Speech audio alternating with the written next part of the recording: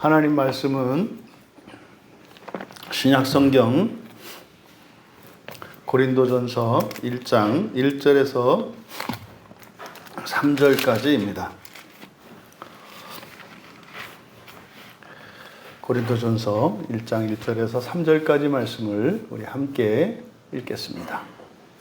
하나님의 뜻을 따라 그리스도 예수의 사도로 부르심을 받은 바울과 형제 소수대네는 고린도에 있는 하나님의 교회 곧 그리스도 예수 안에서 거룩하여지고 성도라 부르심을 받은 자들과 또 각처에서 우리의 주 곧 그들과 우리의 주 되신 예수 그리스도의 이름을 부르는 모든 자들에게 하나님 우리 아버지와 주 예수 그리스도로부터 은혜와 평강이 있기를 원하노라.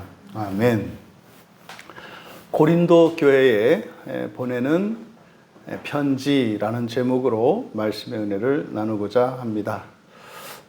이제 성경을 읽어보면 고린도 교회에 바울 사도께서 편지를 보냈다라고 하는 기록들이 이제 4번이 나옵니다. 그래서 4차례 편지, 뭐 더 많이 있을 수도 있겠죠.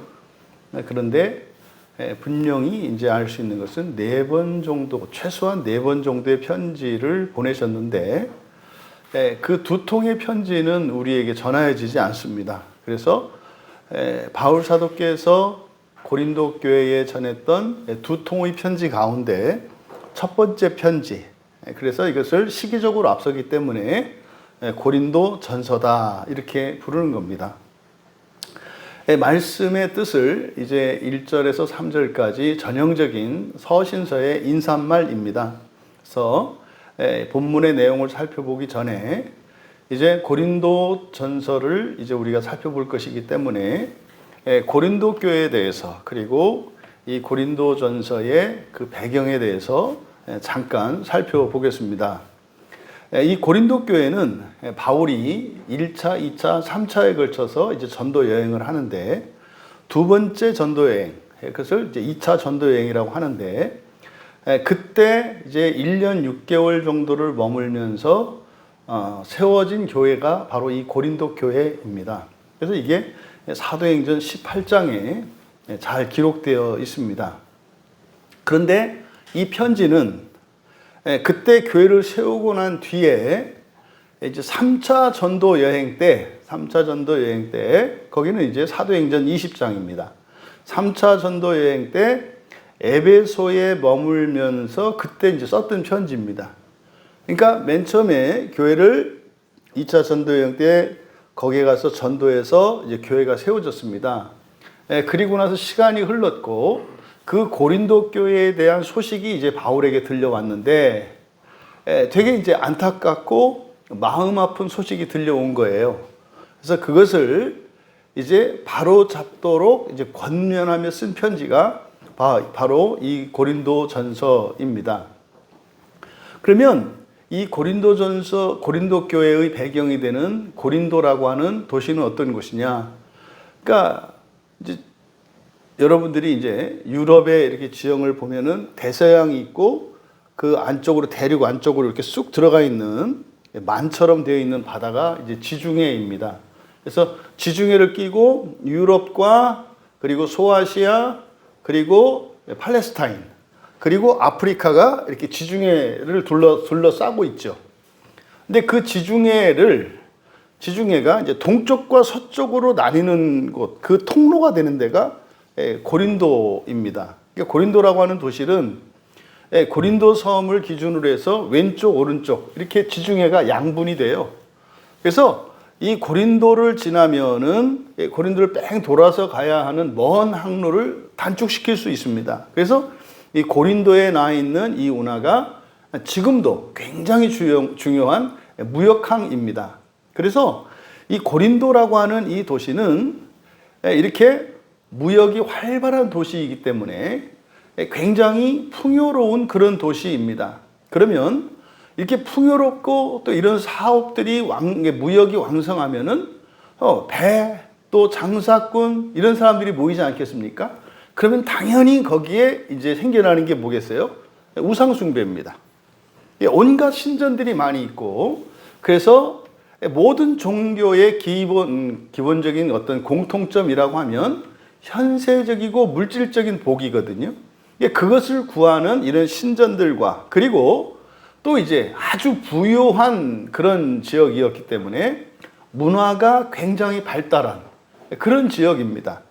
이때가 상상을 초월할 정도로 화려하고 큰 도시예요. 이 고린도라고 하는 데가 뭐 역사가들의 뭐 이렇게 연구에 따르면은 대략 그쪽에 뭐 70만 정도 인구가 있었다 그래요.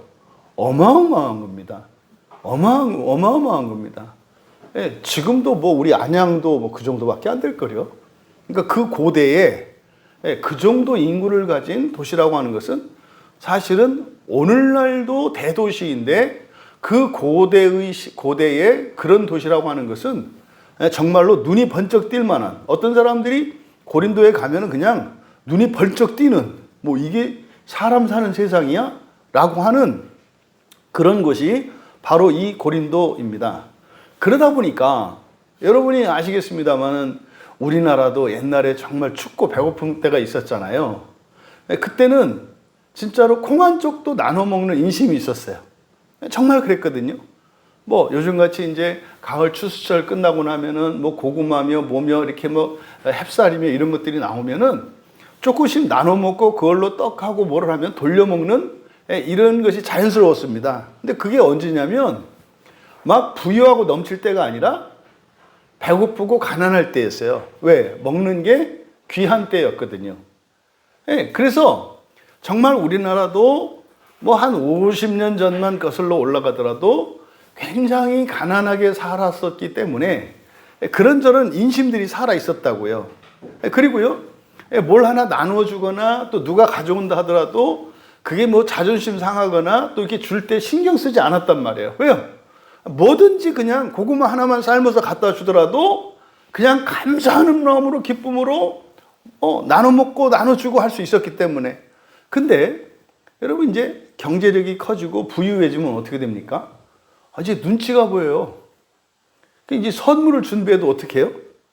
이거 기분 나빠하지 않을까?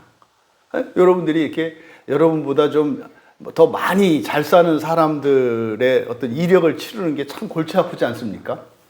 선물하기가, 내 형편은 뭐 요 정도밖에 안 돼. 근데 요 선물이 그분들한테 이렇게 했을 때는 격이 안 맞는 것 같아. 그래서 할까 말까 하다가 사놓고 못 갖다 주고, 뭐 이제 이런 일들도 있거든요. 그러니까 이때 고린도 교회라고 하는 것은 정말 모든 것이 넘치는 그런 도시였기 때문에, 그러다 보면은요, 여러분, 부자들의 특징이 뭐냐면 이제는 뽐내는 거예요.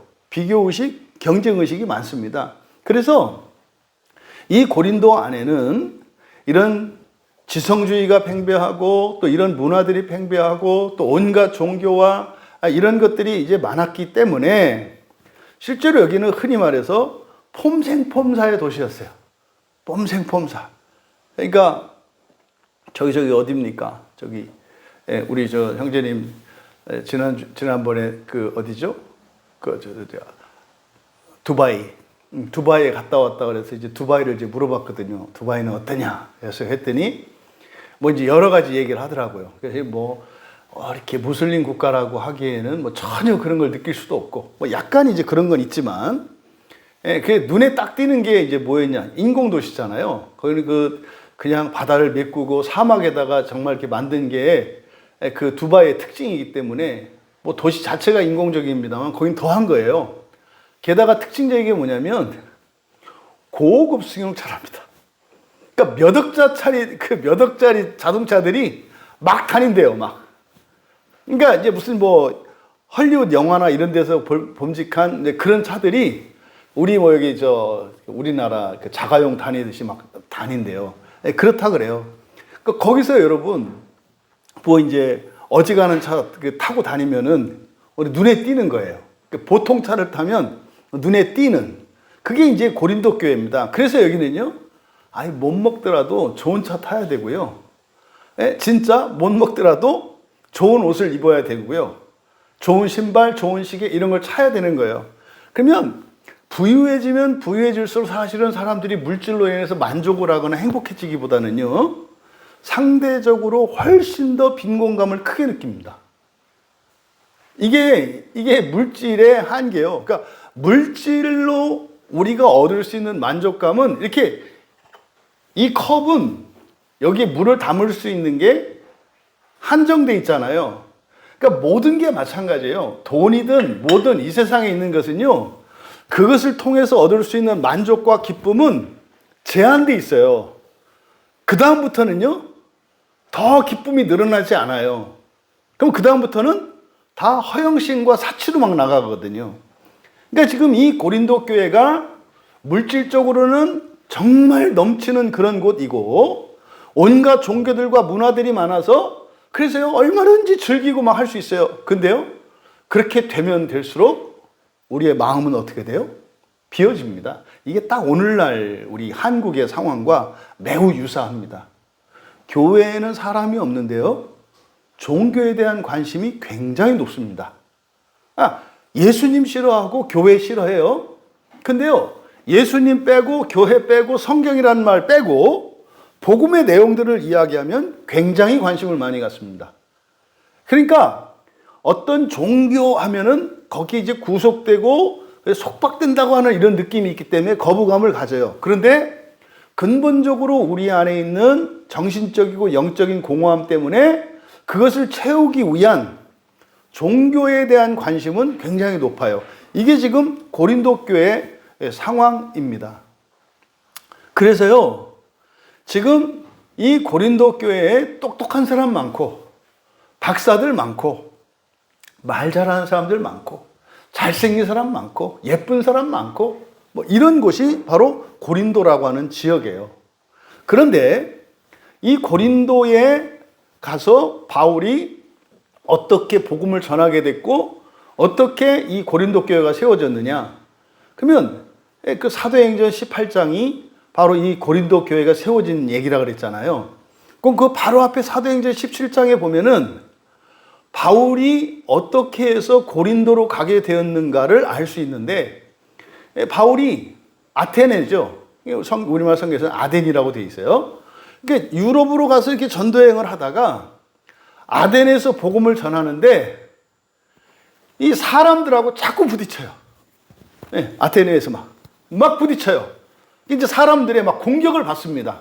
그래서 막 말쟁이라 그래요. 이 말쟁이라고 하는 게 그냥 말이 많다 이런 얘기가 아니라 지금 우리 교회에서 하는 것처럼 뭐 이렇게 단어 하나하나, 뜻풀이 막 이런 거 하나하나를 이렇게 설명하는 거예요. 그걸 이제 우리말 성경에 말쟁이라고 돼 있어요. 그러니까 바울이 하는 말은 사람들이 도대체 동의할 수 없고 이해할 수도 없는 그런 말을 이렇게 했어요, 바울이. 그래서 이거는 어떤 분이 알 수 없는 이상한 그 이방신을 이자가 지금 전하는가 보다. 그런데 모든 사람들로부터 배척을 받습니다. 심지어는 굉장히 위험에 처해요. 그래서요, 도망간 거예요. 쫓겨서 도망간 거예요. 더군다나 디모데나 실라 이렇게 동료들이 있었는데 동료들도 같이 못하고 그냥 바울만 말하자면 야반 도주에서 간 데가 이 고린도라는 곳이에요. 왜요? 고린도라고 하는 것은 온갖 문화와 종교와 그런 다인종들이 섞여 있는 곳이기 때문에 여기는 종교적, 문화적 다양성이 있는 곳이에요. 그러니까 여기는 피해 가더라도 그렇게 문제가 안 될 것 같기 때문에 피신해 간 곳이 바로 이 고린도입니다. 근데 아테네에서 그렇게 복음을 전하고, 사실은 이제 바울 사도가 전하는 복음, 여러분들이 지금 우리 교회에서 설교하고 있고 여러분들이 알고 있는 성경 내용이에요. 여러분, 복음은 뭡니까? 복음은 복된 소식인데 구체적으로 뭐에 대한 얘기예요? 부활에 대한 얘기고요. 하나님에 대한 얘기, 하나님 나라에 대한 얘기라고요. 그러니까 부활의 복음이라는 말이나 하나님 나라 복음이라는 말이나 같은 의미죠. 그러니까 부활이라고 하는 것은 인간의 존재의 변화에 대한 측면을 나타내는 게 사람이 신되는 겁니다. 이게 부활 복음이에요. 부활의 복음이 뭡니까? 사람이 예수님을 믿으면 성령으로 말미암아 성경 말씀으로 우리가 날마다 하나님의 자녀가 되어 간대요.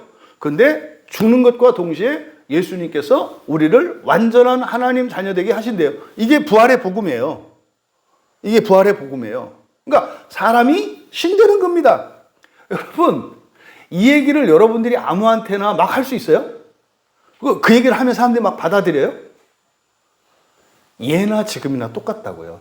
아테네에서 똑같이 바울이 그렇게 했던 거예요. 그러니까요, 사람들이 막 달라붙어가지고 막 싸움을 하는 거예요. 그딴 게 어딨냐. 그리고요, 하나님의 나라의 복음이라는 게 뭐예요? 그냥 간단히 얘기해서 하나님의 나라니까요, 그냥 나라라고 하는 관점에서 완전한 나라예요. 완전한 나라예요. 빈부격차도 없고요. 남자, 여자, 능력이 있고 없고, 예쁘고 뭐하고, 이런 모든 차별이 없어요. 그리고요, 슬픔이나 아픔이나 부정적인 게 없어요. 그러니까 완전한 나라예요. 이게 이제 동양에서 꿈꾸는 뭐 무릉도원이랄지, 뭐 이런 겁니다. 천당이랄지. 이게 하나님의 나라예요. 그러니까 완전한 환경을 갖춘 곳. 그러니까요, 완전한 존재가 되는 부활. 사람이 신되는 거잖아요.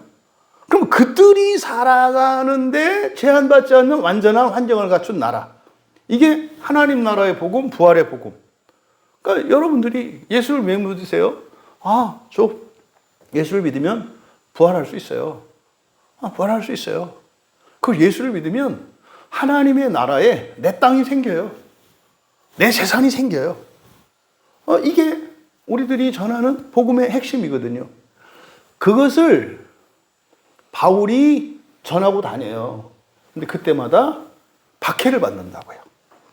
그래서 이 고린도로 피신해 온 것이다. 그러니까요, 아마 제자들이나 거의 그리스도인들이 고린도를 추천해 줬을 거예요. 왜냐하면 그때까지 바울은 유럽에 이쪽으로 와본 적이 없거든요. 그쪽으로 가면 거기는 뭐 이렇게 자치구구, 그러니까 뭐 우리나라 제주도 같은 곳이잖아요. 거기 막 외국 사람들도 막 있고 일본 사람, 중국 사람 막 그냥 있어서 거기 또 무슨 얘기를 하더라도 그렇게 막 간섭하지 않고 그냥 이런 다양한 문화가 있는 곳이니까 그리 가면 안전할 거예요 라고. 거기로 가면 법적으로도 큰 영향을 안 받는 거예요. 그래서 간 겁니다. 그래서 아테네로 이게 도망을 갔는데 고린도에 아무도 없잖아요. 동료도 없었다고요. 혼자 갔단 말이에요. 혼자. 근데 거기서 바로 브리스굴라와 아굴라, 브리스가와 그 아굴라 부부를 여기서 거기에 가서 만나요. 이 아굴라 부부도 누굽니까? 이 사람들도 독실한 크리스찬이었는데 로마 황제의 박해를 받아가지고 디아스포라 유대인으로 도망 피신온 사람들이에요. 신앙 때문에. 그러니까 이들도 고린도로 이주해온 목적이 똑같아요. 왜? 기독교 신앙, 예수님을 믿는 이 부활 신앙, 하나님 나라 신앙을 가지고 있는 이것이 신변의 위협을 느끼지 않기 때문에 고린도로 온 거예요. 그러니까 이 사람들이 먼저 여기 와서 털을 잡고 살고 있었어요. 근데 바울이 그 동네로 갔어요? 그럼 당장 이제 거기서 뭐 그리스도인도 없죠. 뭐 유대인들한테 가봐야 이제 유대인들이 이제 있죠. 회당이 있으니까. 근데 가봐야 또 이제 마찬가지로 뭐 유대인들은 사발통문을 돌렸을 테니까 이미 이때만 하더라도 바울은 이미 교회 안에서 유대 회당 안에서는 이름이 나 있죠. 이단이라고. 그러니까 쉽게 가지를 못하는 거예요. 그러던 차에 아굴라를 만난 거죠. 이게 하나님의 인도하심이라고 믿어요. 그 뭐 불교에서 옷깃을 스쳐도 억겁의 인연이 있다. 억겁이 뭔지 아시잖아요. 그렇죠? 천사가 1년에 한 번씩 와서 그 천사 옷은 또 바람같이 가볍대요. 마찰력도 없대. 근데 1년에 한 번 이렇게 바람보다도 더 가볍게 스치고 가는데 뭐 집채만한 바위가 달아 떨어지는데 걸리는 시간이 억겁이라네. 겁이라네. 근데 겁도 그냥 겁이 아니라 억겁이에요, 억겁. 그러니까 사람과 사람의 만남이라는 게 불가에서도 이거는 억겁의 인연이 있어야 한다 그래요. 그러니까 여러분 우리들이 여기서 함께 이렇게 신앙생활하는 거, 이것도 엄청난 하나님의 은혜고 하나님의 섭리 안에 있는 줄 전 믿습니다. 근데 이때 바울이 그랬던 거예요. 이 아굴라 부부와의 만남. 그러니까 진짜 먹고 살 걱정도 없죠. 그리고 지금 바울의 상태는 몹시 흥분된 상태예요. 답답해요. 우리들처럼. 왜요? 답을 아는데 답을 알려줘도 듣질 않아. 조금이라도 제발 이렇게 귀 기울여 들으면, 그리고 심지어 그게 뭐가 잘못됐고 이렇게 얘기를 하거나 아니면 그거보다 더 좋은 뭐 그냥 지어낸 얘기라도 뭘 얘기를 하면 되는데 뭐 힘들어 죽겠대. 그리고 그냥 우울하대. 대체 뭐 소망도 없대. 기쁨도 없대. 그냥 산대. 아니 그래서 그런 모든 것을 정말 능가하는 기쁨과 행복의 소식을 전해주면은 아니 그냥 심리적으로라도 좋아라고 이러면 되는데 어떻게 해요? 그걸 들으면 오히려 죽이려고 그래. 그런데 말을 안 할 수가 없어. 딱 제 마음이에요. 이걸 말을 안 할 수가 없어요. 이거를. 이게 지금 바울의 심령 상태라고요. 고린도 교회로 피신 오긴 왔는데 어떻게 해요? 또 사람들 보니까 눈에 보이잖아요. 막 외제차 타고 다니고 뭐 반지 10개 끼고 시계 막 양쪽에다 뭐 목걸이인지 쇠사슬인지 막 하고 뭐 모자에 막 쓰고 이렇게 하는데 보니까 사람들이 이렇게 속이 텅 비어 있는 그냥 껍데기 같은 이렇게 보인단 말이에요. 바울에게는 몸부림하는 게 보여. 아주 기쁘고 행복하려고 몸부림하는 게 보여. 너무 불쌍하잖아요. 그러니까 얘기를 안 할 수가 없다 이 말이에요. 이제 그러던 차에 아굴라를 만났으니 얼마나 반가웠겠어요. 웬걸 또 그랬더니 또 업종이 같으네. 둘 다 천막을 만들어요. 천막을. 그러니까요. 야 이거는 그래서 이제 아굴라가 초대를 했겠죠. 나하고 같이 동업합시다. 지금 오갈 데도 없으니까 여기 계시는 동안 왜 외롭잖아요. 그냥 그 부활에 대한 하나님 나라에 대한 이야기만 그냥 흉물 없이 얘기만 나눌 수 있어도 너무 좋잖아요. 그러니까요. 아마 아굴라도 하나님께 할렐루야 했을 거고요. 바울도 할렐루야 했을 거예요. 왜? 일단 둘이 만나서 전에는 이렇게 막 그 부활에 대해서 하나님 나라에서 얘기하면은 막 팍팍팍 튀고 뭐 많이 틀리는 일 막 그냥 이렇게 이게 진짜 새벽에 나왔던 것처럼 아주 옹고집인 사람들로만 지내다가 맞아 또 얘기하면 또 맞아 그렇지 얼마나 기뻤겠어요. 그렇게 해서 고린도에 정착을 하게 된 거예요, 바울이. 그러니까 이제 어떻게 됐겠어요? 용기를 좀 얻었지 않았겠어요? 왜? 이제 뜻을 같이 하니까. 그래서 이제 바울이 드디어 또다시 도필해서 고린도에 갔는데 이제 아굴라하고 얘기하다 보니까 또 서로 은혜가 충만해지지 않겠어요? 그럼 이제 어떻게 돼요? 주체할 수 없죠. 또 얘기를 해야지. 그러니까 1차적으로 바울이 복음을 전할 때는 동족에게 복음을 전해요. 바울이 이방인의 사도로 부르심을 받는데 바울의 마음속에는 항상 동족들이 있어요. 이건 우리 마음과 같아요. 제가 예수님을 처음 믿고 신앙생활을 하다가 제가 사실은 시험에 들고 교회를 떠났던 이유가 제 부모님 때문이라고 말씀을 드렸잖아요. 그러니까 부모님이 돌아가신 것 때문에. 그러니까 우리 부모님이 구원받지 못했는데 저 혼자 구원받는다는 거는 전 생각할 수도 없었어요. 근데 이게 정상 아닌가요? 너무 놀라운 것은 교회에 나중에 정착해서 들어오니까 천하의 근본 없는 사람들이 교회에 다 있어요. 왜요? 구원관이 다 개인적인 구원관이야. 그래서 자기 부모님들, 형제, 자매들, 자녀들이 아직 온전히 예수 그리스도를 영접하고 그 부활의 복음과 하나님의 나라 복음을 모르고 있고 믿지 않아서 이렇게 지옥을 거치지 않을 수 없는 상태인데 그걸 아파하지 않아. 저는 그게 이해가 안 됐어요. 근데요, 그거를 문해부흥 이후로 개인주의가 들어오면서 교회 안에 구원을 개인적인 구원관으로 만들어버렸다고요. 개인적인 구원관으로. 그러니까 이게 심각할 정도로 지금 사실은 우리 기독교 신앙이 훼손된 거거든요. 어쨌든 바울이 그래서 이제 힘을 얻고 용기를 얻고 은혜 충만해서 다시 회당으로 가요. 다시 회당으로 가서 또 이제 복음을 전하는 겁니다. 부활의 복음과 하나님 나라 복음은. 그게 예수님이 십자가에서 죽은 이유라는 거예요. 그게 하나님이 사람으로 이 땅에 오셔서 그런데 다 하나님의 권능으로 싹 쓸어버리고 왕이 되시는 게 아니라 우리의 죄를 대속해 주시기 위해서 하나님의 무한하고 완전한 그 거룩함과 신성함으로 우리 제물이 되어주셨다는 거예요. 있을 수도 없는 얘기예요. 신성모독이에요. 하나님이 재물이라니. 그건 재물, 그 하나님이 아니든지 아니면은 거짓말이지. 그러니까 이걸 전하는 거예요. 여러분, 이건 설명이 될 수 없어요. 또다시 이제 유대교 회당에 가서 또다시 이제 복음을 전한 겁니다. 그럼 어떻게 되겠어요? 이거 또 난리가 났겠죠. 또 아덴에서 그랬던 것처럼 마찬가지로, 빌립보에서 그랬던 것처럼 다 마찬가지로 또다시 그런 박해와 핍박이 당연히 일어났겠죠. 그러니까요, 인류의 역사 속에서 부활의 복음과 하나님의 복음을 전하면 반드시 박해가 와요. 반드시 박해가 와요. 이거는 예외가 없어요.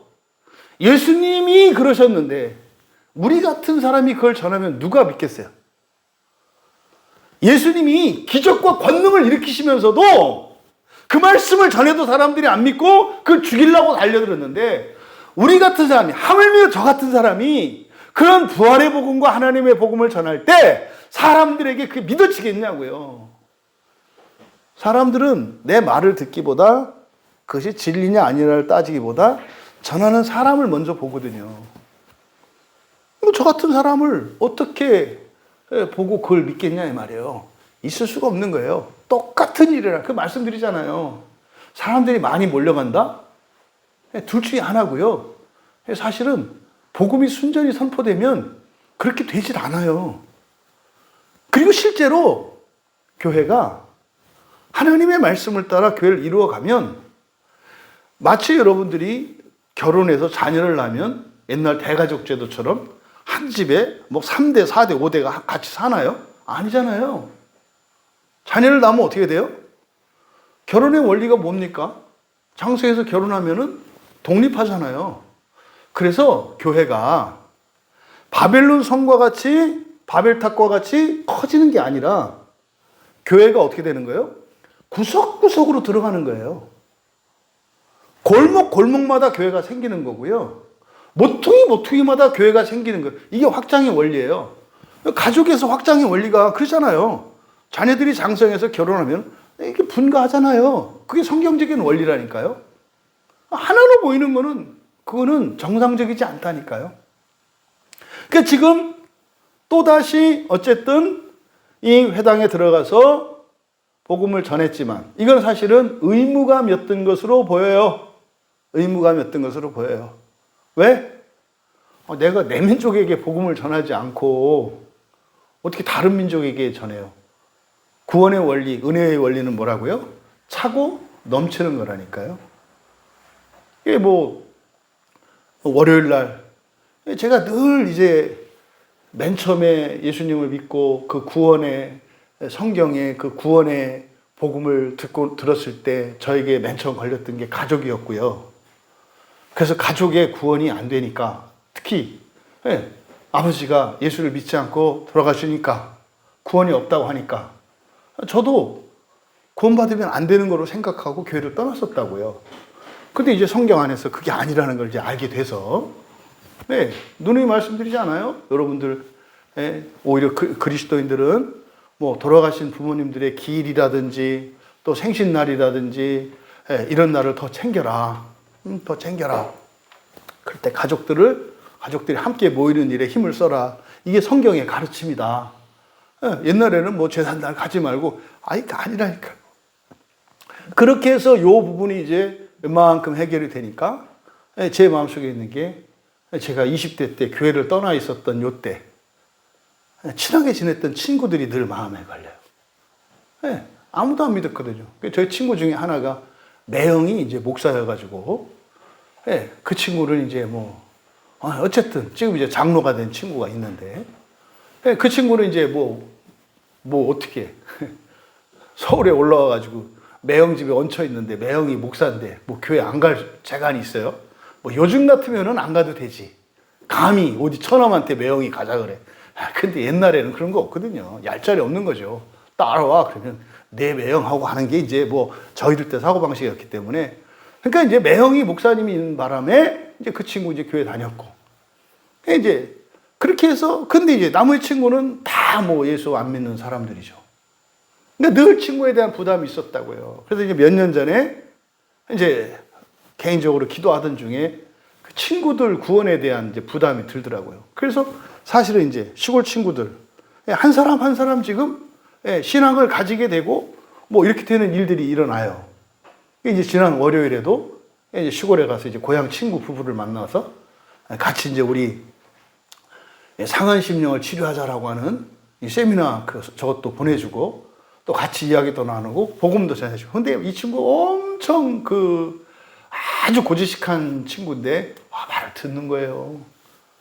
몇 달 전에서 만나서도 그때 해가지고 아내는 어쨌든 교회를 내보냈다고요. 이 아내가 이제 교회를 가지고 나가고 있어요. 이 친구도 그때 이제 부탁했는데 자기는 안 됐고 이제 엊그제 만났는데 또 아직은 아니라고 하더라고요. 다시 또 이제 부탁을 하고 복음을 전하고 이제 그러고 왔어요. 네. 바울도 그래서 회당에 갔는데요. 알죠. 자기가 철저한 유대교인이었고 바리새인이었는데, 저도 총신 출신 목사인데 제가 하는 얘기를 제가 모르고 있는 상태에서 다른 누군가가 나에게 그렇게 말을 했을 때 내가 어떤 반응을 보일지 내가 알아요. 너무 잘한다고. 그러니까 다른 분들이 어떤 반응을 하든 다 이해를 한다고요. 왜? 내가 그랬을 거거든요. 그러니까 입장이 바뀌었으면 더하면 더했지 제가 덜하지 않았을 거거든요. 그나마 이렇게 진짜 이렇게 들어주는 것만도 얼마나 감사한지 몰라요. 그래도요, 자꾸 그런 얘기 할 때마다 저 아끼는 분들이 얘기한다고요. 무슨 굳이 그렇게 목사들이 있는데 그냥 교인들 데리고 설교 이렇게 하면 되지. 왜 자꾸 이렇게 목사들한테 이렇게 얘기를 해가지고 목사님 잘못하면 괜히 오해받고 그런다. 그러지 마라. 내가 그러고 싶어서 그러나? 안 할 수가 없어요. 어떤 때는요, 이분 뭐 저 수양회 갈 때도 제가 안 하려고 작정하고 갔어요. 왜 자꾸 언성이 높아지거든요. 아시잖아요? 막 이렇게 하다 보면 막 얼굴이 빨개지고 이렇게 해요. 그러면 이제 목사님 화났냐고. 화 안 났다고. 근데 아는 목사님은 아니야. 화난 거 아니야. 목사님. 지금 이렇게 얘기하는 거야. 그러니까 안 하려고 가는데 틈만 나면 이렇게 밀어놓고 싶은 거예요. 그럼 또 이제 이렇게 이제. 그런데 그렇게 하는데 두 마음이죠. 위하는 마음이고 견딜 수 없는 마음이고 안 할 수가 없다니까요. 저도 안 할 수가 없어서 그러는 거예요. 바울도 그런 거예요. 그래서 또다시 돌 맞을 거 알면서 회당 가서 얘기를 해요. 그러니까요, 예상했죠. 그들의 반응을. 그때 이제 바울이 그런다고요. 나 이제 책임 없다. 나 이제 그러니까 우리 동족인 여러분들에게 내 진심으로 정말 하나님 나라의 복음을 전하는데 여러분들이 안 받아들이니까 이제 제가 다른 민족들에게 가서 복음을 전해도 제가 민족의 배반자이거나 못된 놈 아닙니다. 이렇게 하고 나서 이제 다른 민족들에게 복음을 전하는 거예요. 그때 이제 바울의 복음을 듣고 이제 사람들이 믿게 되죠. 그렇게 해서 바로 회당 옆에 그 근처에 사는 디도 유스도라고 하는 사람이 이제 회당 옆에 살았나 봐요. 그 사람이 어떻게 해서 이제 바울의 복음을 듣고 이게 이제 믿음으로 받아들인 거예요. 그래서요, 자기 집으로 초대해요. 그러지 마시고 바울 선생님, 우리 집에 와 계세요. 얘기 들어보니까 뭐 유대인들 사이에서 뭐 수근수근 하던데 이게 좀 이제 안전도 좀 염려가 되고 우리 집에 오세요. 그게 좀 유력자였던 것 같아요. 그래서 유스도의 집에 머물면서 이제 사람들이 그 집에 드나들면서 복음을 전하는 거예요. 요거를 이제 가정교회라고 하는 거예요. 그러니까 거기서 이제 사람들이 모여서 하나 둘씩 예수를 믿고, 예수를 믿는 게 뭡니까? 십자가의 도라고 그래요. 바울 사도가 전한 복음은 부활의 복음과 하나님 나라의 복음인데 어떻게 이게 가능한 거예요? 십자가 때문에 가능한 거예요. 그래서 바울이 전하는 거예요. 그래서 여기 이제 예수 그리스도의 십자가에 대한 얘기가 많이 나온단 말이에요. 그러니까 바로 이제 그 예수님의 십자가 사건의 의미, 그리고 십자가에서 죽으신 예수님이 하나님이라는 거. 하나님이 왜 그 말도 안 되는 짓을 했느냐? 우리의 부활을 위해서. 그럼 뭐 우리를 부활시켜서 뭘 어떻게 하려고 했냐? 이 세상을 정복하고 뭐 하려고 했냐? 그게 아니라 온 우주 전체를 하나님이 맨 처음에 창조하셨을 때 완전한 세상으로 만드시는 일에 참여하려고 먼저 부르시는 거다. 이게 이제 바울 사도가 전하는 복음의 핵심이었단 말이에요. 이제 그거를 이제 전합니다. 그래서 이제 사람들이 막 따라오는데 회당장이 복음을 받아들여요. 회당장이. 그렇게 하면서 온 가족이 세례를 받고 막 이렇게 합니다. 그래서요, 알게 모르게 고린도에서 많은 유력자들이 복음을 받아들이게 돼요. 이 사람들은 누구였을까요? 마음이 헛헛했던 사람들이에요. 허무하고, 그러니까 진짜 뭐 없는 게 없는데 늘 허무하고 왜 사는지 모르겠고 뭐 안 살 수는 없고 이렇게 밀려 살던 사람들. 반면에 그렇게 큰 도시니까 큰 도시에는 반드시 빈부격차가 있죠. 가난한 사람도 있을 거 아니에요. 왜? 도시로요. 부자들도 잘 살기 위해서 도시로 옵니다만은 정말 시골에서 빌어먹을 거 없는 사람들이 또 도시로 몰려들거든요. 그래서 도시 주변에는 항상 빈민가가 있어요. 여러분, 잠깐 뭐 설교하고 좀 떠났는데 도시에 빈민가가 있는 게 좋을까요? 없는 게 좋을까요? 여러분 생각에 그냥 한번 얘기해 보는 거예요. 빈민가가 있는 게 좋을까요? 없는 게 좋을까요? 예? 예, 뭐 있으면 있는 대로 없으면 없는 대로 좋고 나쁜 게 있을 거예요. 근데 전체적으로 보면은요, 빈민가가 있는 게 빈민들에게는 좋아요. 빈민가가 있는 게 빈민들에게는 좋다고. 빈민가가 있으면 부자들에게는 안 좋아요. 이미지가 구겨지거든. 그래서요, 뭡니까? 정부에서 제공하는 임대주택이나 이런 것들이 있으면 부자들은 그런 게 자기 집 근처로 들어오는 걸 좋아해요? 안 좋아해요? 안 좋아해요. 안 좋아해요. 근데요, 가난한 사람들은 잘 사는 사람들이 사는 동네에 집이 있으면 좋아요? 안 좋아요? 좋아요. 왜냐하면 거기가요, 편의시설 다 잘 돼 있거든요.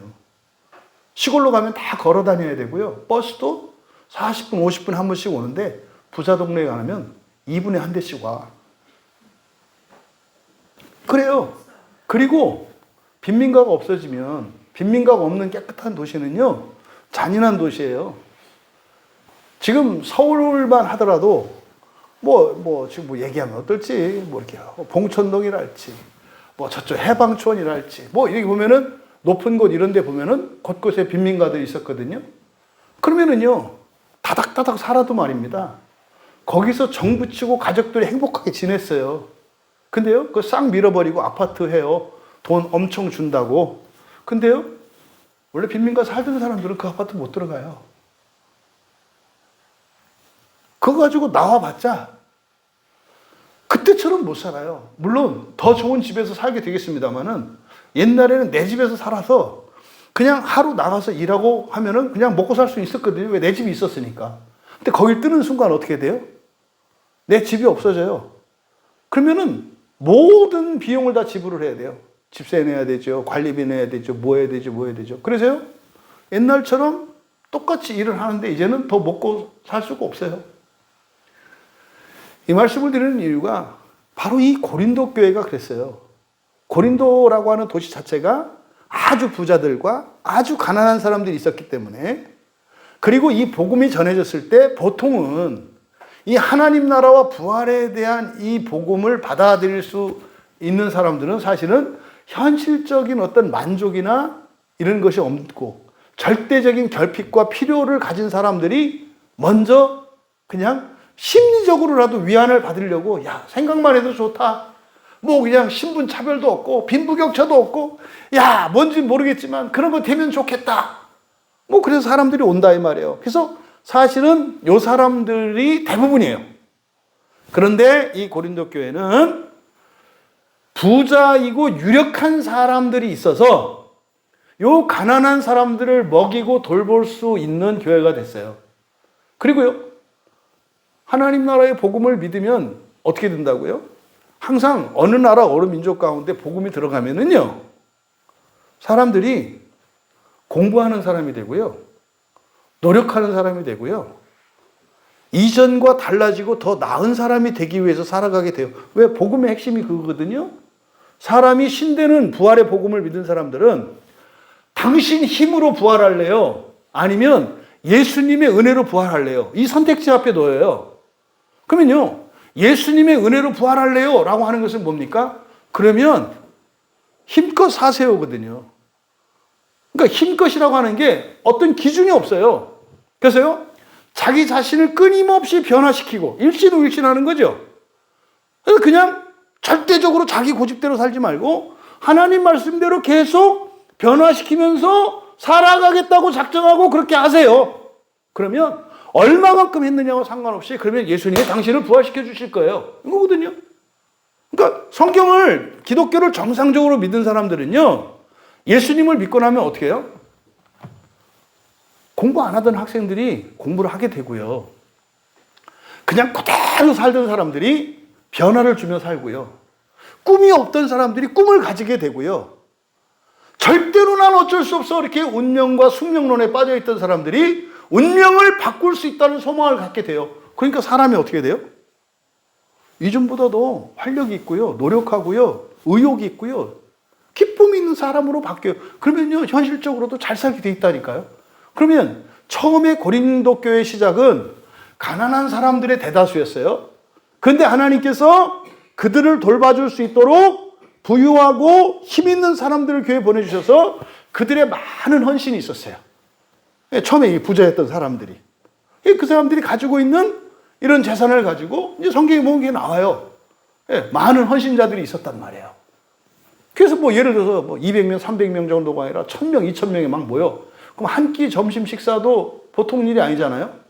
근데 교인들 중에 누군가가 그걸 다 제공을 했다고요. 은혜 받은 교인들이. 이렇게 하다 보니까 그 교회에서 이 사람들이 잘 살게 되고 부자가 되고 그래서요, 대형 교회가 된 거예요. 오늘날로 말하면 이 고린도 교회는 딱 우리나라의 그 대표적인 이 고린도 교회와 유사한 교회가 여의도에 있는 가장 큰 교회예요. 여의도에 있는 가장 큰 교회가 그렇게 시작됐거든요. 예? 독립문 옆에 서대문 그쪽에다 천막 쳐놓고 막 가만히 깔고, 옛날엔 가만히 깔았잖아요. 그렇죠? 비 오면 각원도 아니었대요.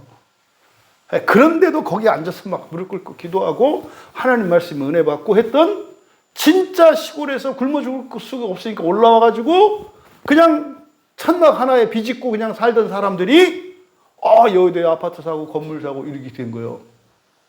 딱 이 고린도 교회가 딱 여의도에 있는 그 교회 상황이에요. 이렇게 된 거예요, 이렇게. 근데 이 고린도 전서는 뭐라 그랬어요? 그 교회에 대한 소식을 듣고 사실은 책망하는 편지거든요. 이게. 그래서 이 고린도 전서는요, 예언서적인 교회에 대한 예언서예요. 교회에 대한 예언서. 또 교회에 대한 치유책을 담고 있어요. 교회가 어떻게 시작돼서 어떻게 되는지 보여줘요. 근데 교회에 일어날 수 있는 위험성, 그걸 다 가지고 있는 게 이 고린도 교회. 이게 오늘날 대형 교회거든요. 오늘 새벽에도 그렇지 않습니까? 신자들 앞에 올바른 길이 있다. 올바른 길이 있다. 그럼 뭐예요? 올바르지 않은 길도 있다는 거잖아요. 그러니까 이 고린도 교회가 지금 있나요? 없어요. 없어졌다고요. 어마어마한 소아시에 있는 교회들 다 없어졌어요. 그래서 예언서라고 말씀을 하는 거예요. 고린도 교회에 일어났던 것처럼 가면 한국 교회도 반드시 없어져요. 그러니까 이 고린도 전서와 후서에 있는 이 말씀들은 사실은 뭡니까? 교회가 어떻게 해야 건강하고 바르게 세워지며, 이건 뭡니까? 없어지지 않는 교회예요. 주님 오실 때까지 사명을 감당하는 교회가 어떻게 세워질 것인지, 그리고 왜 교회들이 멸망하고 부패하고 타락하는지, 어떤 일들이 일어나게 되는지, 그리고 교회 안에 하나님이 복을 주시면 사람이 어떻게 바뀌고 어떤 일이 일어난지를 가르쳐 주는 게 이 고린도전서라고요. 그러니까 이거는 교회론에서 아주 실천적이고 실제적인 예언서고요. 또 어떻게 하면 교회가 멸망하지 않고 부패하지 않게 될 것인지를 가르쳐주는 처방책을 담고 있는 책이다. 놀라운 거죠. 그래서 이 교회가 나중에는 처음에 이제 분열의 문제부터 하거든요. 여기 누가 개척한 교회라고요? 바울이 개척한 교회거든요. 나중에 바울 말을 안 들어요. 바울 말을. 안 듣는 이유가 뭐냐면요. 바울은 가난하잖아요. 바울은. 그리고요, 박사도 아니잖아요. 왜냐면 이 팔레스타인 유대 땅에서 유대인들 사이에서는 뭐 먹혔죠. 가말리엘 문화생이고 바리새인이고 이거는 유대인들끼리 얘기지. 여기는 지금 헬라 사회예요. 그러니까 여기서 인정받으려면 어떻게 해야 돼요? 지금으로 말하면 박사학위 있어야 되고요. 네. 그리고 헬라 문화의 특징이 뭐냐면 거의 수사법이 발달하거든요. 말을 잘한다고요. 말에 능해요. 바울은 말에 능한 사람이 아니에요. 네. 글은 재주는 있어도 말 재주는 별로 없는 사람이에요. 제가 바울보다는 설교를 잘해요. 진짜로. 예? 제가 뭐 설교 길게 하고 막 이렇게 이제 합니다만, 예? 제가 바울보다는 설교를 잘해요. 왜 그럴까요? 바울 설교 듣다가 너무 졸려갖고 떨어져 죽은 청년도 있었잖아요. 제 설교 듣다가 지루해서 죽은 사람은 없어요, 아직. 앞으로도 그건 없을 거라고. 그러니까 그건 내가 장담할 역사적 사실이니까. 그러니까 막 바울 설교는요, 막 졸려서 나중에 떨어져가지고 죽잖아요. 아직 그런 사람은 없으니까. 아직까지는 제가 바울보다는 낫다. 뭐, 설교에 있어서. 얘기는 뭐냐면, 바울이 그렇게 말에 능한 사람이 아니에요. 나중에 가면 이 고린도 교회에 심각한 분쟁이 일어나는데, 말 잘하는 사람 나오거든요. 이게 아볼로예요, 아볼로. 아볼로가 원래 철학 박사거든요. 그러니까 철학 박사들은 이 수사학에 능해요. 그러니까 막 화려한 너비들과 언술들, 막 이런 사람들이 있거든요. 막 말을 가지고 막 우리 심장을 쫄깃쫄깃하게 만들고 막 이렇게 울고 막 울리고 이런 사람들이 있거든요. 이분들이 보통은 부흥사예요, 부흥사. 예? 어떤 게 제가 아는 부흥사분들도 뭐라 하는 줄 아세요? 예. 사람 모으는 거 일도 아니에요. 그분들은 딱 이렇게 해요. 어떻게 해줄까? 어떻게 해줄까?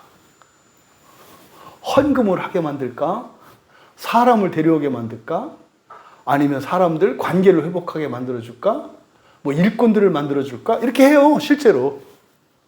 그럼 거기에 맞는 설교가 있거든요. 들으면 그렇게 됩니다. 이게 아볼로예요, 아볼로. 근데 바울은 그렇지 않아요. 그러니까 나중에 가면은 바울이 복음을 전했는데 이 거짓 선생들로 인해서 사실은 거짓 선생들이 아니라 사람들이 이제는 잘 살게 되고 이렇게 하니까 자기들의 입맛에 맞는 사람들을 좋아하게 돼요. 그래서 말하자면 이제 바울이 고린도 교회 원로 목사인데 뭐 명함도 못 내미는 상황이 돼요. 그걸 보세요. 1절을 어떻게 시작해요? 그리스도 예수의 사도로 내가 누구다? 사도다. 이 얘기는 내가 원로 목사야지 이런 얘기거든요. 아니 그 교회 원로 목사가 그 교회 가가지고 설교를 하는데 제가 이 교회 원로 목사입니다. 다 끝나 볼장 다 본 거예요. 아니 자기 교회 가가지고 자기가 개척교회 가서 제가 이 교회 원로 목사인데 말이죠. 이 얘기는 뭡니까? 이미 약발이 떨어졌다는 얘기거든요.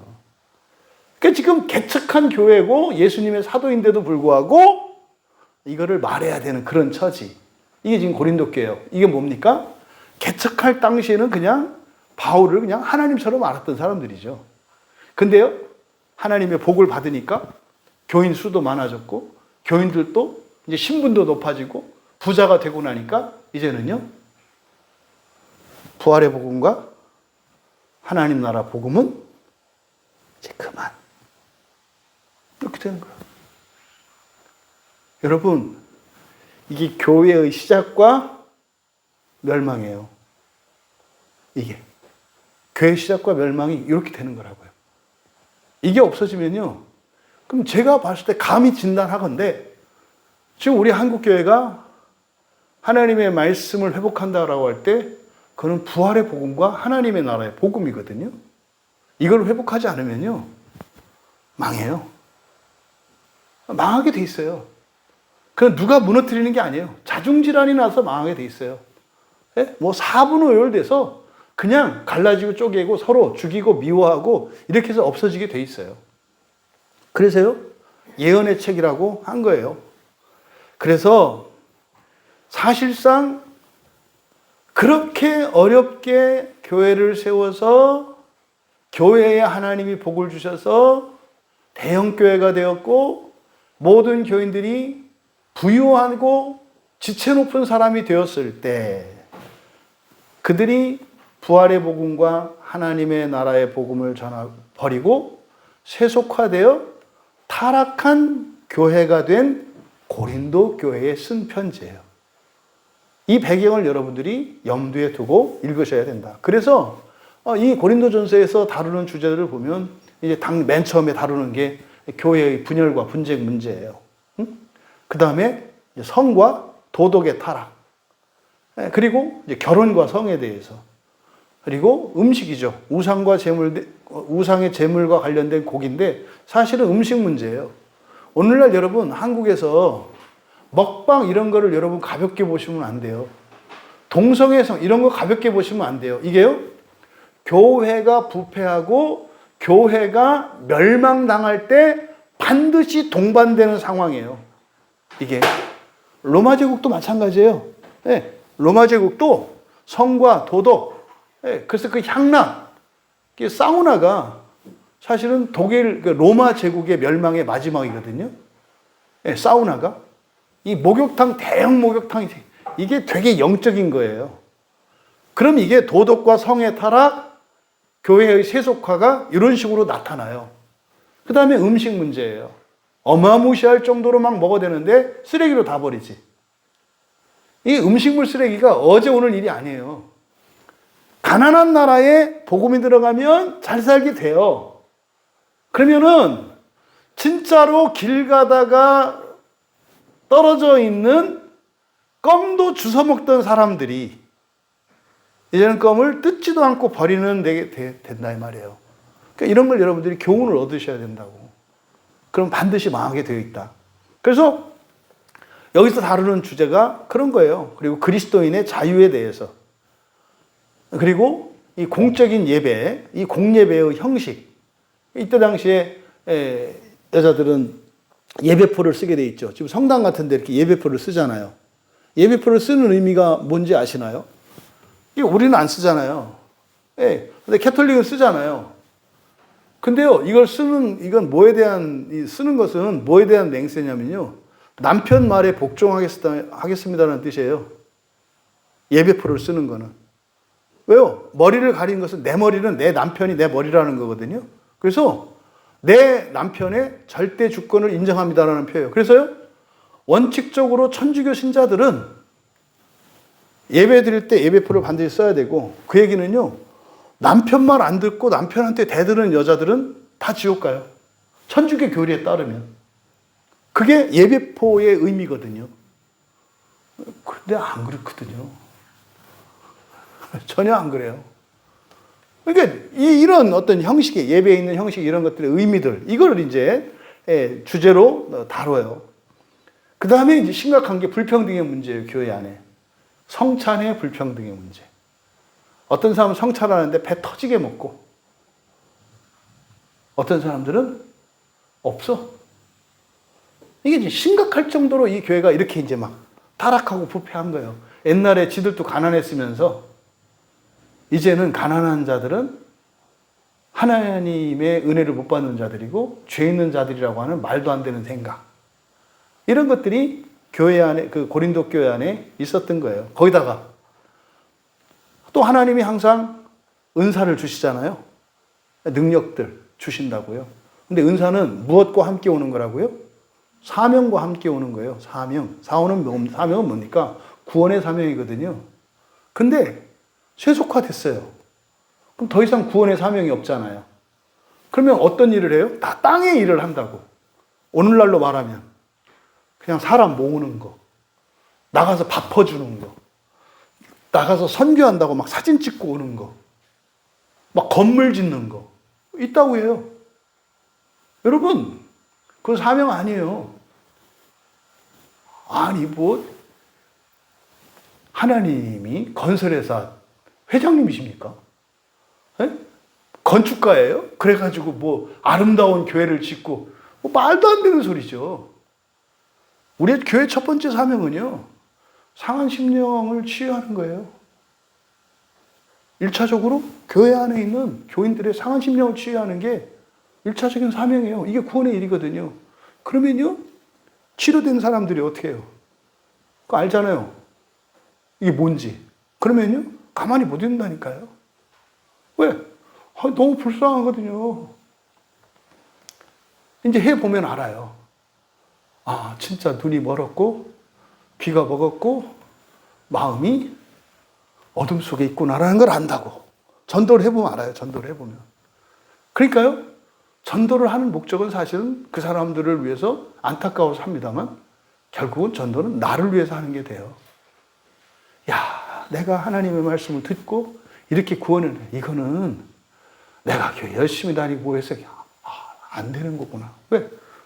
나거든. 그 나는 어떻게 이렇게 됐지? 진짜 하나님의 은혜였구나. 이걸 알게 되는 거예요. 그래서 전도하다 보면은요, 눈물이 나요. 제가 신학교 1학년 때 신대원에 들어가서, 그때 이제 목사, 그때는 안 되려고 할 때니까.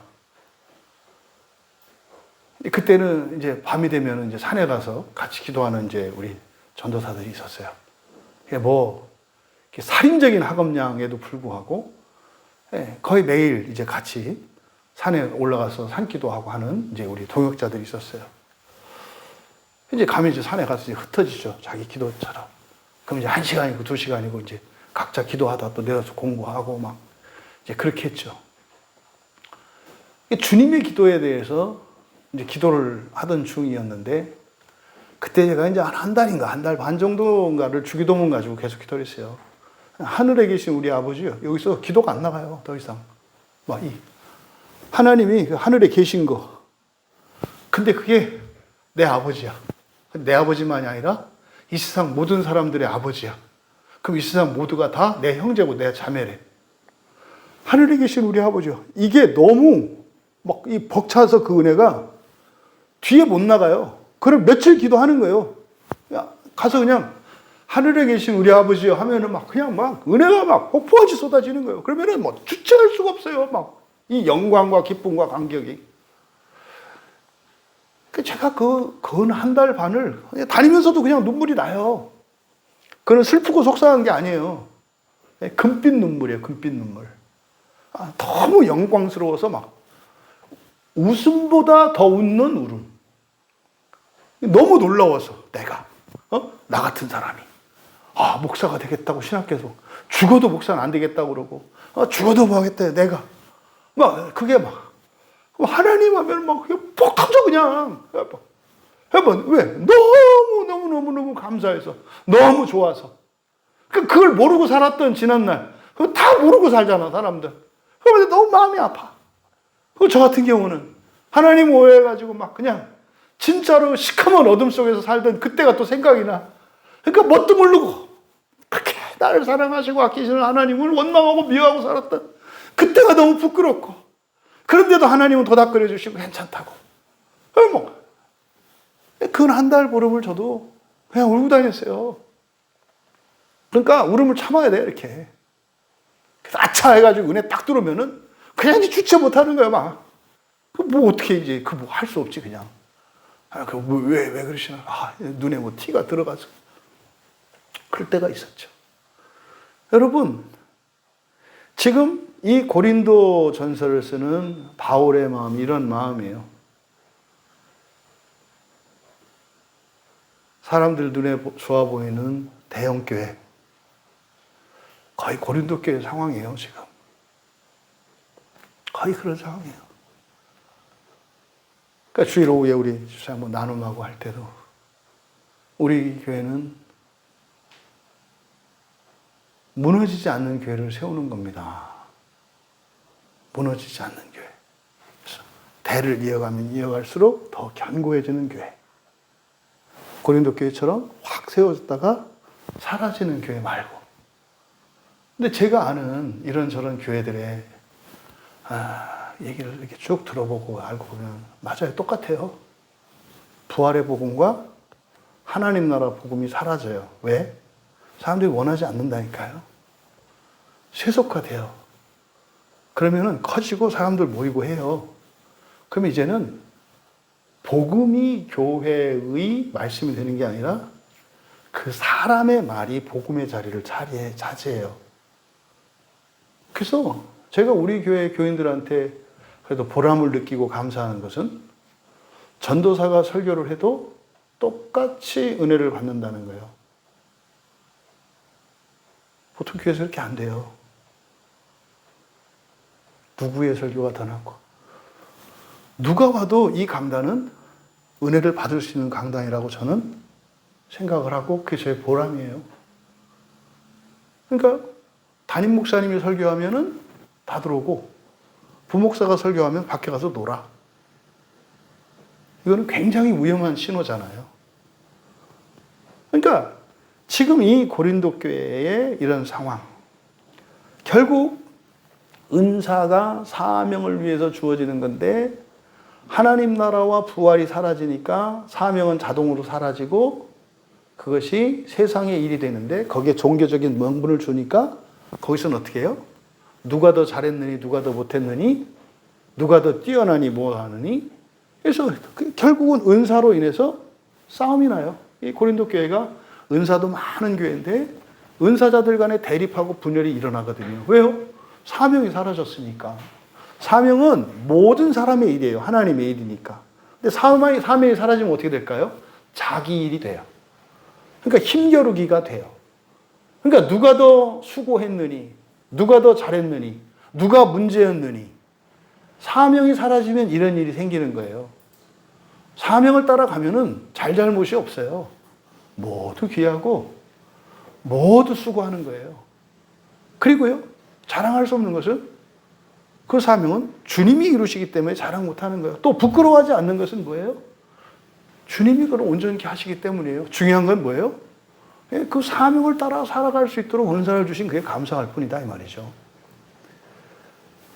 그래서 결국 이제 이 편지의 끝에 가면은 마지막 결론이 부활로 끝나요.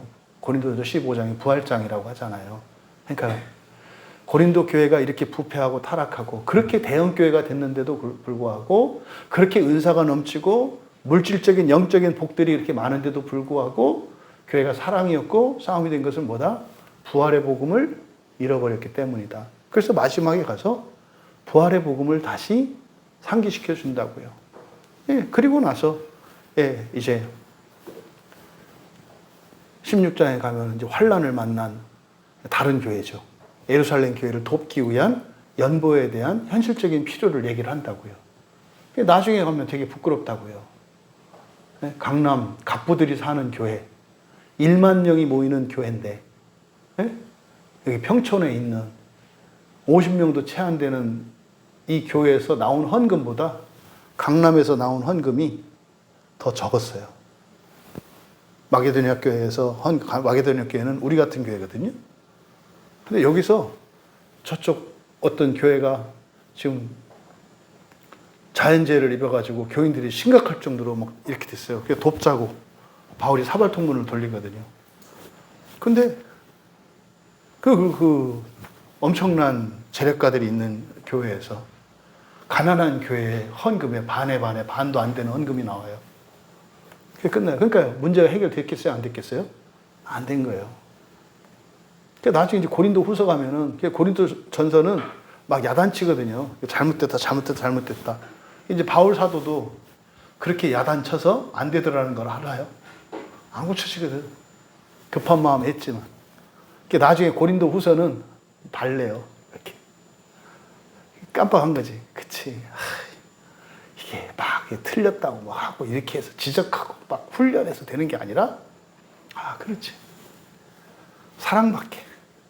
우리 심령이 회복되기 전에는 되는 게 아니지. 그래서 고린도 전서와 고린도 후서의 편지 분위기가 완전히 달라요. 이런 고린도에 대한 그리고 이 고린도전서, 고린도 교회가 어떻게 세워졌고 또 세워진 고린도라는 도시가 어땠고 또 이 고린도전서를 쓰게 된 배경이 이런 것이다.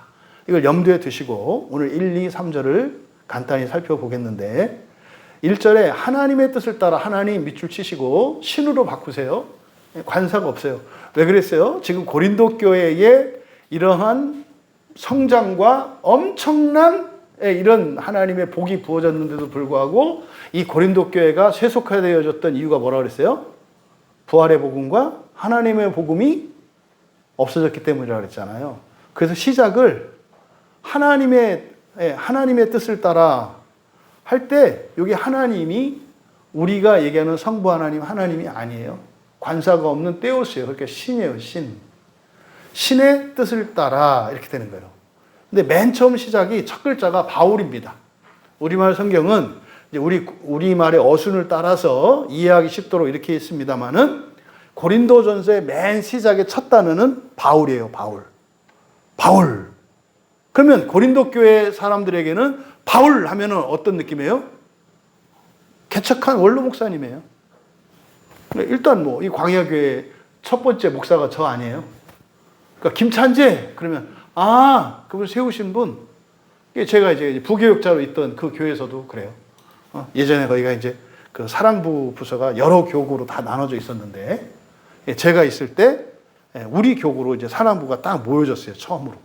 그래서 사랑부 가정들은 우리 교구로 다 모아가지고 한 구역이 됐었거든요. 이제 얼마 전에 저희 잘 모르는 집사님인데 그 집사님이 지금 이제 사랑부 부장을 맡고 있더라고. 그래서 다른 분하고 얘기하다가 이렇게 만나서 이렇게 얘기를 했더니 목사님이 그 목사님이군요. 그거예요. 그러니까 뭐예요? 처음 시작했던 그 목사님. 그러니까 바울 했을 때는 딱 떠나는 게 뭐예요? 이 교회를 세운 사람. 그러니까 사실은 바울 자신의 권위를 이야기하는 거이기도 해요. 내가 이 교회 세웠잖아. 너희들 복음 맨 처음에 들은 게 바울이잖아. 이거를 서두에 딱 얘기하는 거예요. 근데 거기다 사족을 달아요. 설명을 해요. 바울 해놓고 신의 뜻으로 말미암아 부르심 받은. 신의 뜻으로 말미암아 부르심 받은. 그러니까요. 내가 이렇게 하나님을 찾아간 게 아니라 뭐라는 거예요? 수동이에요. 부르심 받았다는 거예요. 여러분들이 교회에 있는 거 있잖아요. 부르심 받은 거예요. 믿거나 말거나. 부르심 받은 거라고. 여러분들은 여러분이 왔다고 생각하겠지만 부르심 받은 거라고. 저 마찬가지고요. 그래서 신의 뜻으로 말미암아 부르심 받은 예수 그리스도의 사도. 철저하게 이 표현은 뭡니까? 자기 자신을 낮추고 있는 거죠. 그러니까 자기의 주권이나 의지 이런 거를 싹 뺀 거예요. 근데요, 바울은 그렇지 않았거든요. 엄청난 거예요. 바울은 개종했잖아요. 유대교에 대단한 위치에 있던 사람이 그걸 버리고 개종한 사람 아니에요. 자기가 한 거 아니에요. 근데 자기가 했다고 안 하는 거예요. 나는 내가 한 줄 알았는데 그게 뭐였더라? 부르심 받은 거였더라. 이게 하나님의 은혜였다는 거죠. 이걸 나타내는 겁니다. 그래서 신의 뜻으로 말미암아 부르심 받은 누구의 사도? 신의 사도라고 하지 않고 예수 그리스도의 사도. 그러니까 신의 뜻으로 말미암아 할 때 이 신은 누구겠어요? 성부 하나님이겠어요? 성자 하나님이겠어요? 성자 하나님이요. 그러니까 누구다? 예수는 하나님이다 이 말이에요. 예수는 하나님이다.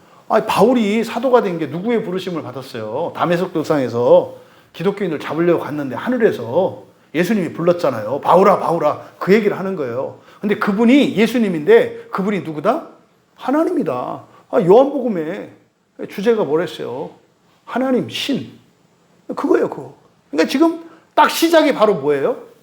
부활에 대한 얘기예요. 부활에 대한 얘기라고. 그래서 신의 뜻으로 말미암아 부르심 받은 예수 그리스도의 사도. 이 안에는 뭐라? 예수 그리스도가 누구다? 신이다. 사람이 아니다. 신이다. 이 얘기를 한 거예요. 그리고 내가 사도가 된 것은 하나님의 은혜였다. 근데 자신의 직분이 사도라는 걸 나타내요. 뭡니까 이거는? 권위를 나타내는 거죠. 그런데 나는 권위가 있는 사람이야. 자격이 있는 사람이야. 근데 이거는 내 힘이나 나의 무엇이 아니야.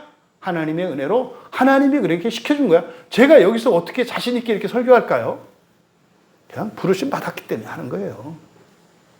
목사니까 하나님이 부르셔서 저더러 저 모자란 것도 알고 부족한 것도 아시는데 하나님 말씀 전하라고 하니까 전한 것뿐이에요. 그러니까 제가 목사인데 말입니다. 그냥 정말로 하나님의 은혜로 이 광야교회 목사가 된 거거든요. 요 얘기입니다.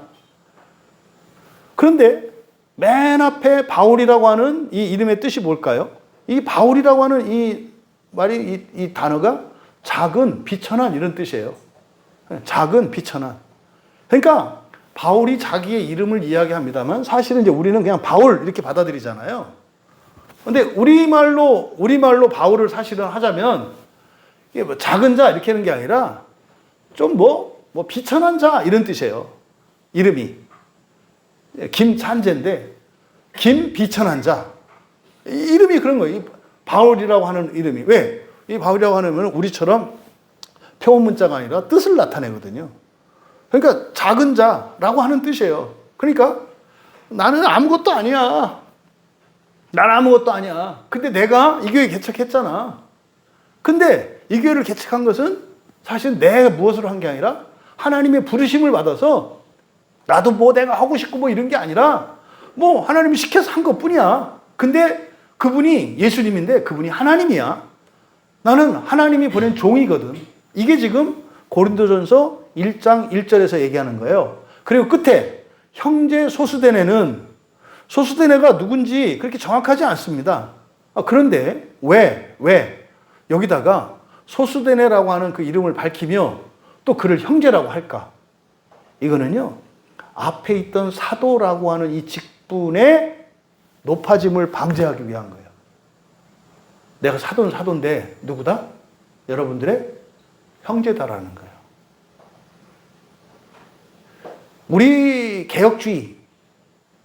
개혁주의가 고쳐야 되는, 그리고 우리 개혁주의가 가지고 있는 큰 종교개혁의 맹점이 여러 가지가 있는데 그 중에 하나가 뭐냐면 높은 신분에 있어요. 사역자들이. 말씀드렸죠? 칼빈이나 루터나 이런 사람들 사제들이잖아요. 이 사람들이 신분이 어떤 신분이냐면 제1계급이에요. 왕과 같은 반열에 있는 계급이라고요. 그러니까 교회가 하나님의 나라다라고 하는 소리가 나온 거예요. 왜요? 부족한 게 없어요. 그리고 교인들이 어떻게 해요? 다 굽신굽신해요. 말대답이요? 아이, 그런 게 어디 있어요. 엄격한 신분사회에서 종이 양반한테 대들어요? 그런 거 없어요. 죽으라면 죽는 신용하고요. 잡아 죽여라 그러면은, 잘못 안 왔는데도 잡아 죽여라 그러면은 살려주세요만 하지 왜 죽여요? 이렇게 안 한다고. 그러니까 중세에서 종교재판이 가능한 거예요. 사제들은 최고 높은 신분이기 때문에 죄 없는 사람을 죄 있다고 하면은 그 사람은 죄인 되는 거예요. 그 사람도 그렇게 생각한다니까요. 아, 내가 죄가 있나 보다. 그래서 우리 종교개혁의 큰 약점이 뭐냐면 높아요. 그러니까 그리스도인들의 콧대가 높아요. 그래서 기독교는 전 세계에 있는 모든 종교보다 위에 있다는 말도 안 되는 이런 자만심과 교만이 가득해요. 그러니까요, 근본적으로 문제를 안고 있어요. 근데 그거는 그 시대의 그거잖아요. 그럼 후대에 없애야 되는데 그걸 따라서 하고 있다 이 말이에요. 여러분, 예수님이 어디가 높아요? 다 알지 않나? 예수님은 가장 비천하고 낮은 자리에 갔다는 거. 바울도 그래서요. 나는 낮은 자라고 말을 해요. 낮은 자라고. 종이라고 하지 않습니까? 근데 우리나라는 목회자를 종이라고 하는 게 아니라 뭐라고 불러요? 종, 님자를 붙이잖아요. 종의 님이 웬 말입니까? 말이 안 되는 거잖아요. 이게 지금 우리나라 기독교 안에 유대교의 양반과 상놈이라고 하는 신분사회의 이 계급주의가 우리 안에, 특히 이 장로교회 안에는 그게 더 팽배하죠. 이거는 이제 맹점이에요. 하지만 바울의 이 편지를 보면 어떻게 해요? 자기의 권위와 이것을 말하면서도 어떻게 해요? 끊임없이 낮추려고 한다. 하지만 낮추되 밑으로 내려가려고 하지 않아요. 또 무시하면 안 된다고. 뭐요? 형제로 얘기를 하고 있죠. 그래서 소수된 애를 소개하고 있는 것이 그런 것이다. 그래서 발신인인 이 바울이 자기를 소개하는 이 1절의 내용에서 자신의 사도의 정체성을 밝히면서, 그래서 이거는 이 편지는 내 편지가 아니라 주님의 편지야 라는 뜻이죠. 내 편지로 생각하지 마. 이거는 주님의 편지야. 그리스도를 대신해서 적은 거야. 나는 그냥 작은 자야. 하지만 내가 작다고 해서 나를 무시하거나 함부로 하면 안 돼. 왜? 나는 주님의 보내심을 받은 주님의 종이거든. 그렇다고 또 어려워하지도 마. 그렇다고 무시하지도 마. 나는 여러분들의 형제야. 이게 지금 1절에 있는 인사말에 나타난 거예요. 2절에 고린도에 있는 하나님의 교회, 곧 그리스도 예수 안에서 거룩하여지고 성도라 부르심을 받은 자들과 또 각처에서 우리 주, 곧 그들과 우리의 주 되신 예수 그리스도의 이름을 부르는 모든 자들에게. 수신자예요. 1절은 발신자, 2절은 수신자. 누가? 누구에게. 그런데 누구에게 써요? 하나님의 교회에게 써요. 그럼 여기서 2절에서 하나님의 교회가 무엇인지, 어떻게 해서 하나님의 교회가 되는 것인지, 그리고 하나님의 교회의 정체성이 무엇인지를 가르쳐줘요. 여러분 잘 들으셔야 돼요. 잘 들으셔야 된다고. 지금 고린도에 있는 하나님의 교회. 여러분 여기서 교회라고 하는 이 말이 에클레시아라는 말이거든요. 에클레시아는 그냥 모임이라는 뜻이에요. 에클레시아는 그냥 친목회, 동창회, 반창회, 반상회, 국회, 그냥 모든 모임에 쓰는 말이에요. 에클레시아는 특별한 말이 아니에요. 그냥 어떤 목적을 가지고 모인 모임을 에클레시아라고 해요. 그래서 여기서 중요한 건 뭐냐면 교회가 중요한 게 아니라, 모임이 중요한 게 아니라, 사람들이 모이고 집 짓고 이런 게 중요한 게 아니라 앞에 있는 수식어가 중요해요. 왜 모였다? 하나님 때문에 모인 거예요. 이게 핵심이에요. 하나님의 모임이에요. 하나님의 교회, 하나님의 교회. 그래서 이 에클레시아, 모임이라는 뜻이니까 부름받고 나온 자 이런 뜻이거든요. 그대로 직역하면 부름받고 나온 자. 그러면 여러분들이 어디 결혼식 같은데 초대장 받고 가잖아요. 그럼 결혼식에 이렇게 모여 있잖아요. 그게 에클레시아예요. 모든 게 다 에클레시아예요. 연락받고 나오면 다 에클레시아예요. 근데 중요한 것은 뭐다? 하나님의 교회라고 그러잖아요. 고린도에 있는 하나님의 교회. 그러니까요, 고린도에 많은 에클레시아가 있어요. 교회가 아니라 그냥 교회라는 말은 그냥 모임이라니까요. 우리나라에 교회라고 이름하는 데가 많잖아요. 뿐만입니까? 절도 많잖아요. 절도 많고 다른 종교 여러 가지 많잖아요. 학교, 회사 이런 집단 다 에클레시아예요. 근데 이거는 누구에게 쓴 거다? 하나님의 에클레시아에게 쓴 거예요. 하나님의 에클레시아. 그러니까요, 하나님의 부름을 받고 나온 사람들의 모임이 하나님의 교회예요. 그러면 교회를, 마귀의 교회도 있을까요, 없을까요? 있겠네. 마귀 부름받고 모였으면 마귀의 교회인 거예요. 사람의 교회가 있을까요, 없을까요? 있겠네. 사람의 부름을 받고 모이면 사람의 교회예요. 그래서 여러분들이 전도하실 때 조심하라고 그랬잖아요. 여러분들이 하나님의 말씀을 가지고 그 말씀이 여러분들이 감화받아서 하나님을 대신하여 전할 때 그 사람들이 하나님의 부르심을 받지, 여러분의 부름을 받으면 안 된다니까요. 여러분의 부름을 받으면 어떻게 돼요? 그거는 사람의 교회가 돼요. 그러면은요, 언젠가는 떠나게 돼 있고요. 사람의 교회를 경험한 사람들은 훗날 하나님의 교회에 들어가기가 훨씬 어려워져요. 그리고 하나님의 교회에 들어가서도 적응하는데 오래 걸려요.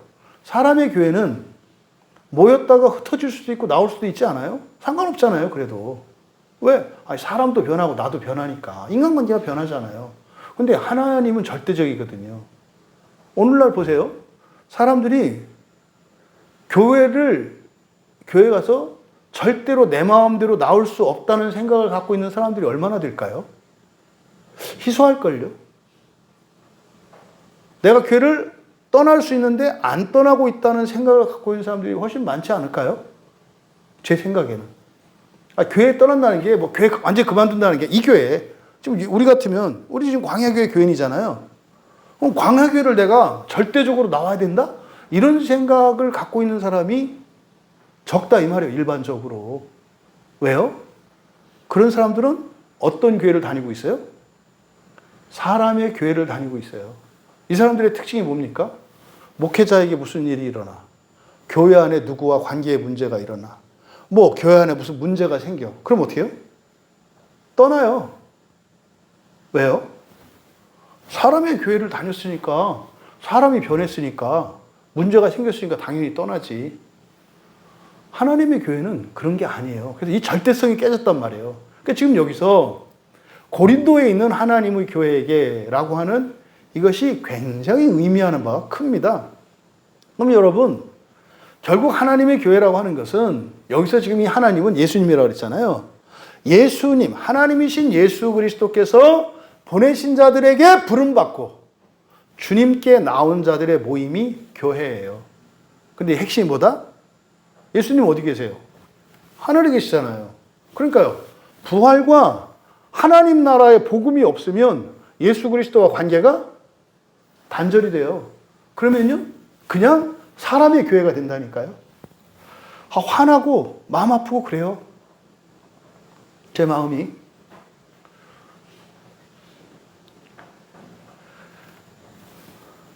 지금 이 말씀은 고린도 교회에 있는 성도들에게 하나님의 교회의 정체성과 또 교회의 사명을 일깨워주는 말씀이에요. 교회는 하나님이신 예수 그리스도의 부름을 받은 사람들의 모임이고, 그러면 교회는 어떤 사명이 있는 거예요? 예수 그리스도를 대신하여 죄인들을, 구원이 필요한 자들을 부르는 사명이 있는 거예요. 그래서 교회의 특성은 두 가지입니다. 첫째, 하나님이신 예수님의 부르심. 두 번째, 모임. 두 가지가 충족돼야 하나님의 교회예요. 그러니까 요즘에 교회 안 나와도 된다. 예수님의 예언 그대로 되잖아요. 마지막 때 되면 어떻게 해요? 모이기를 패하는 자들이 나타날 거다. 교회는 이 두 가지예요. 하나님이신 예수 그리스도예요. 인간 예수가 아니에요. 그냥 자세한 얘기는 안 할게요. 하나님이신 예수 그리스도의 부름을 받아야 돼요. 그러려면요, 이 강단에 하나님이신 예수 그리스도의 말씀이 선포가 돼야 돼요. 그리고요, 모여야 돼요. 그러니까 지금 이 편지의 수신자가 고린도에 있는 하나님의 교회입니다. 그러면 그거를 좀 더 자세히 설명하는 거예요, 뒤에서. 곧 이렇게 돼 있잖아요. 전부 이게 누구누구가 아니라 전부 하나님의 교회가 무엇인지를 지금 설명하는 겁니다. 뒤에 뭐라 했어요?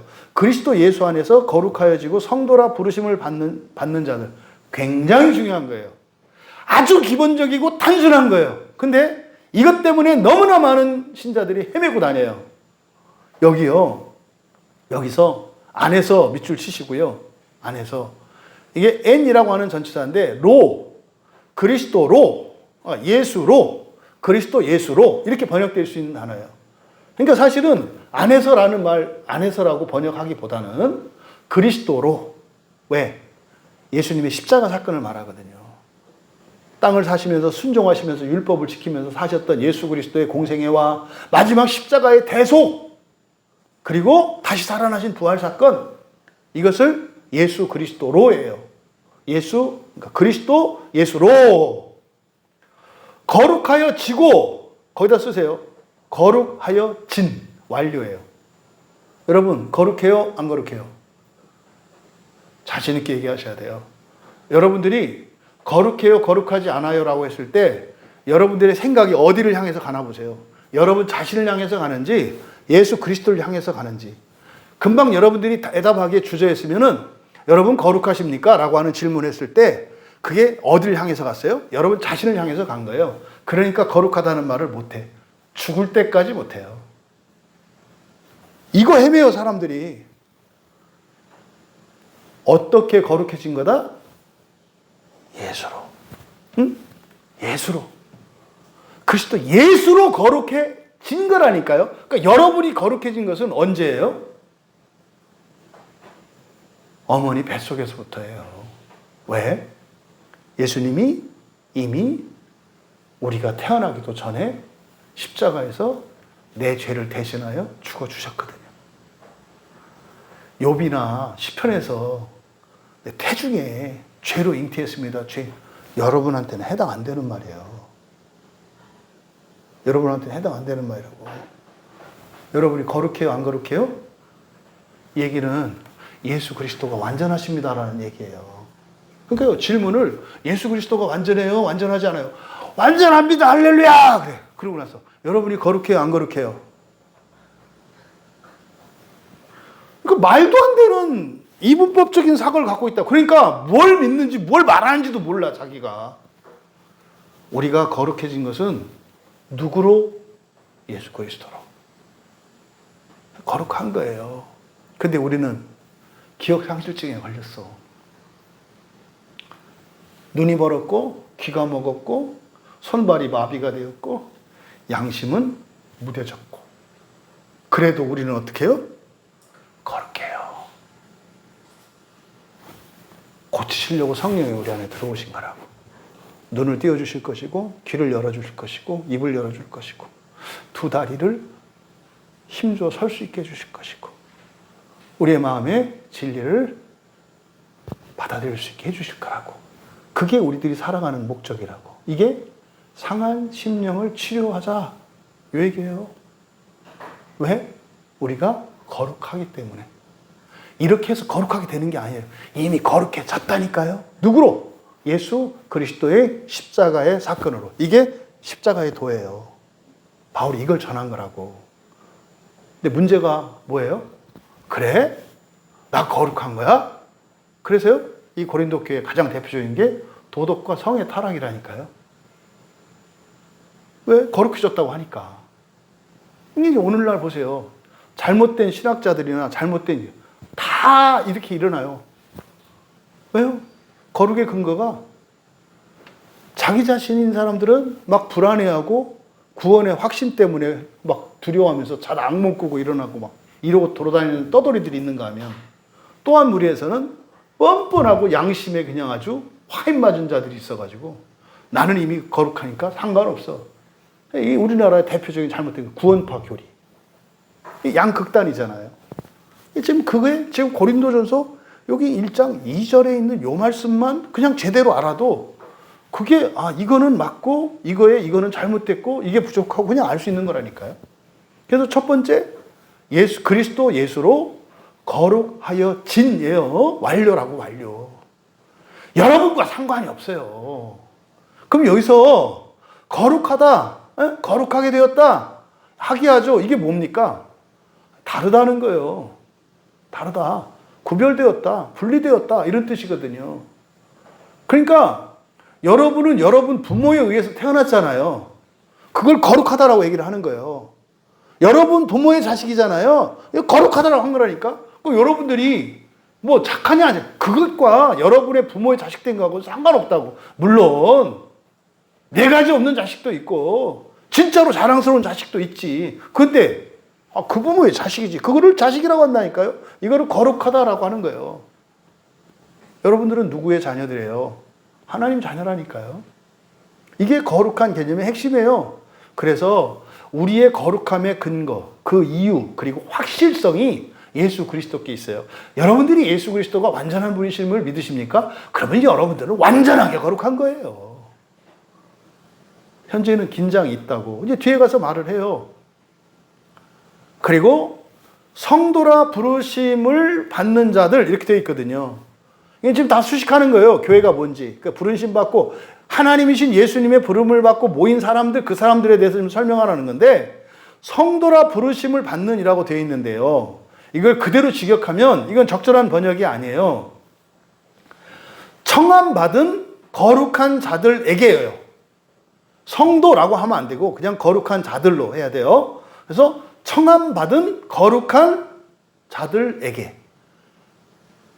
그러니까요, 여러분들이 교회에 온 것은 다 뭐 한 거다? 청함을 받은 거라니까요. 그래서 오죽하면 택배기사 아저씨도 청함을 받아서 오신 거라고 제가 말을 하는데 택배기사 아저씨가 웃지 않겠냐고. 웃기고 있어. 그럼 또 그렇게 뭐 승질 낸다고.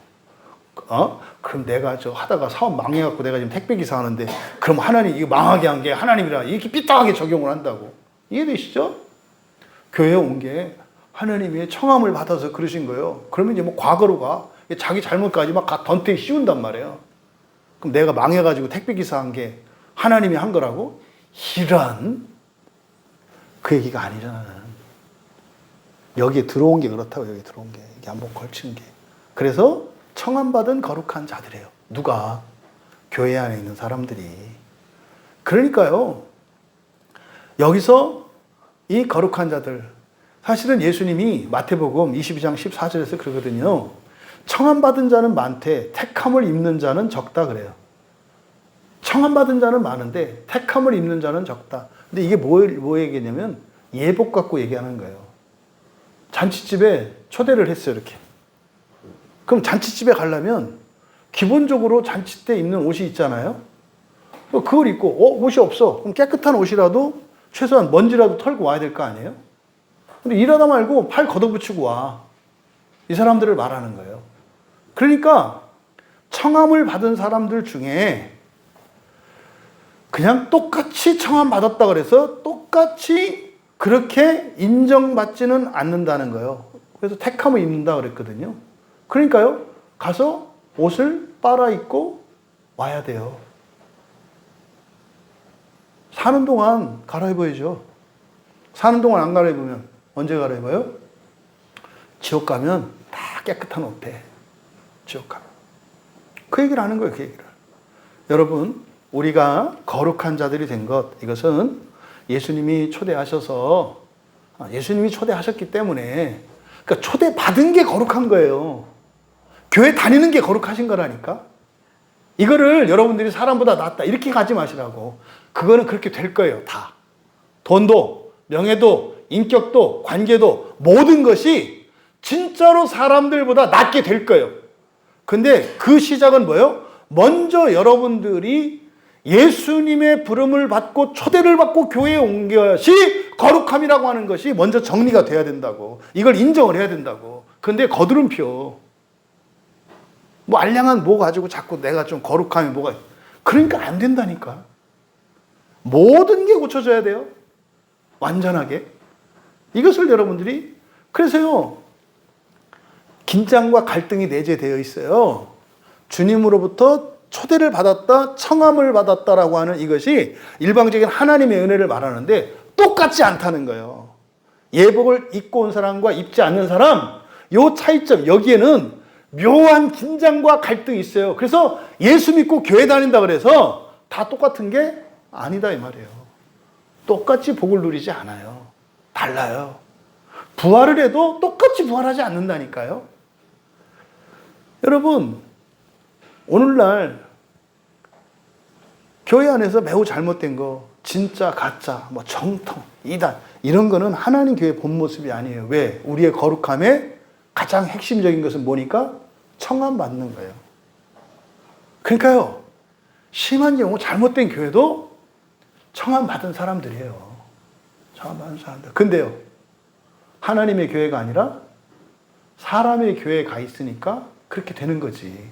더러워지는 거지. 그러니까 거기 있다고 해서 아니다 그러면 안 된다 이 말이에요.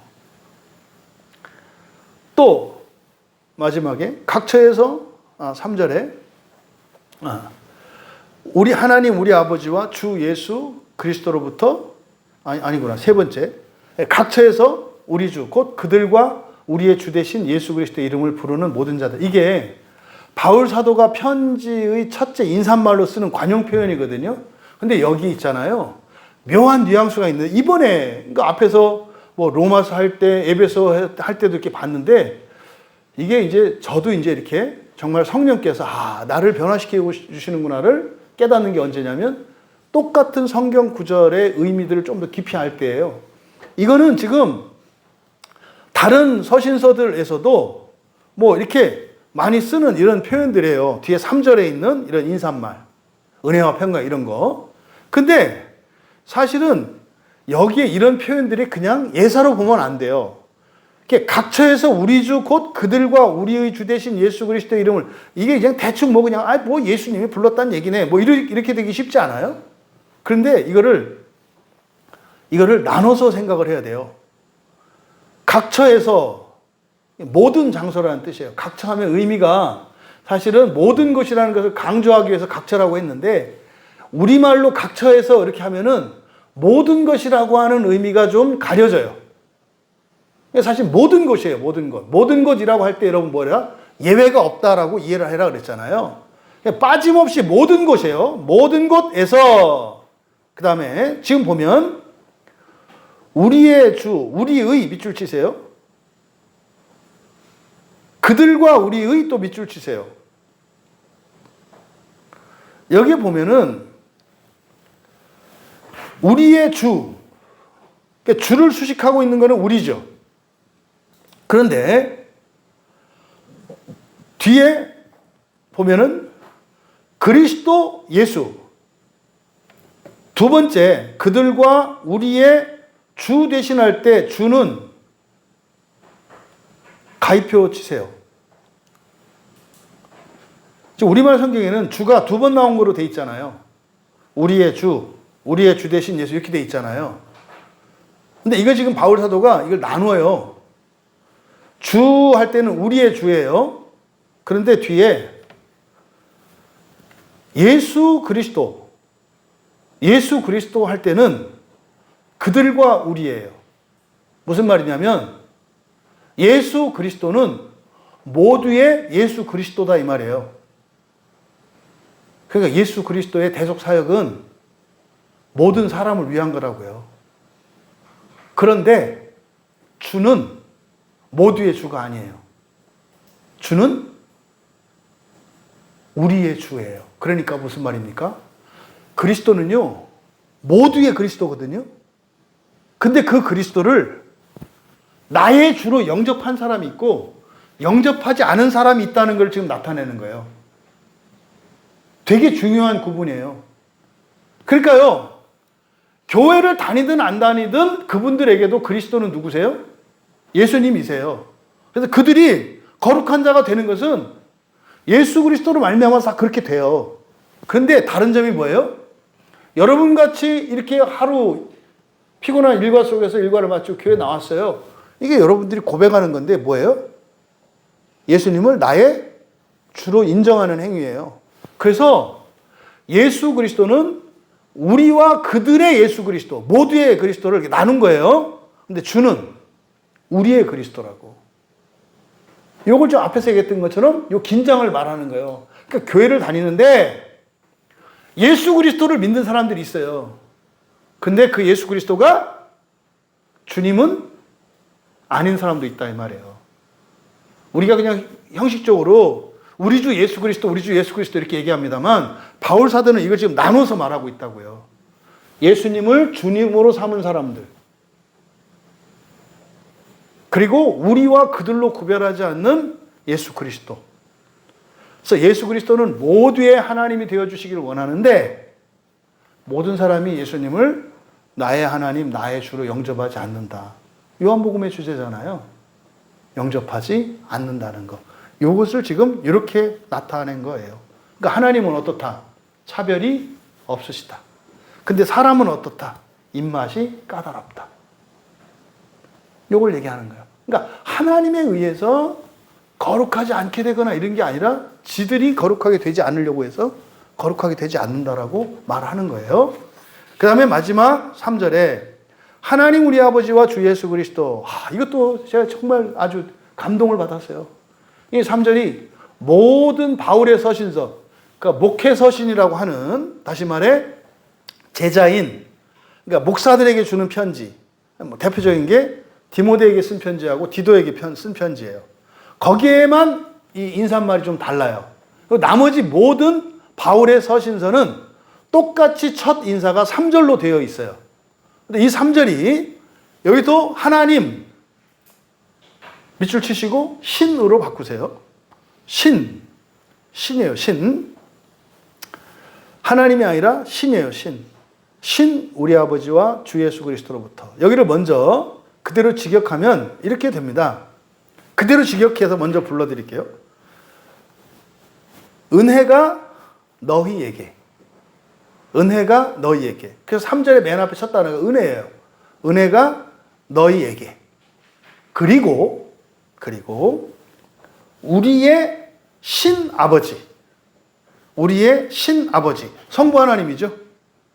우리의 신아버지와 그리스도 예수 주로부터. 우리의 신아버지와 그리스도 예수 주로부터 평화가. 일부러 은혜와 평화를 떼어놓고 있어요. 일부러 은혜와 평화를 떼어놓는다고.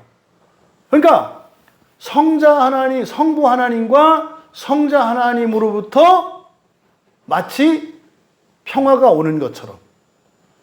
은혜도 그런 건데 은혜는 일부러 떼어놨어요. 왜 그랬을까요? 왜 그랬을 것 같아요? 아니 그냥 우리의 신아버지와 그리스도 예수 주로부터 은혜와 평강이 너희에게. 이렇게 하면은 이해하기 쉽잖아요. 근데 일부러 떼어놨다고요. 왜 그런지 여러분이 이렇게 좀 생각이 드셔요. 이거는 해석을 요하는 거예요, 해석을. 저는 여기서 바울 사도가 삼위일체 하나님을 강조하는 것으로 보여요. 은혜는요, 하나님이 우리에게 주시는 선물을 나눠주시는 거잖아요. 근데 누가 나눠주시죠? 성령께서 나눠주시거든요. 은혜를 실질적으로 우리에게 효력 있게 하시는 분은 성령님이시라고요. 하나님이시잖아요. 그래서 바울 사도의 모든 편지의 시작이 삼위일체 하나님으로 시작을 하고 있구나. 삼위일체 하나님으로.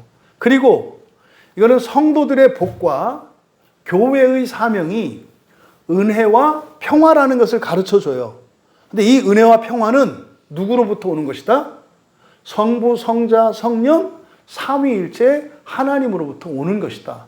그러니까 성령을 뺀 성부와 성자, 성부를 뺀 성령과 성자, 성자를 뺀 성령과 성부. 아니요. 그래서 삼위일체 신앙은 우리 기독교 신앙에서 굉장히 중요한 거예요. 그래서 바울 사도의 모든 서신서의 첫 인사가 삼위일체 하나님으로 시작을 하는 거구나 라는 것을 이번에 깨닫게 된 거예요.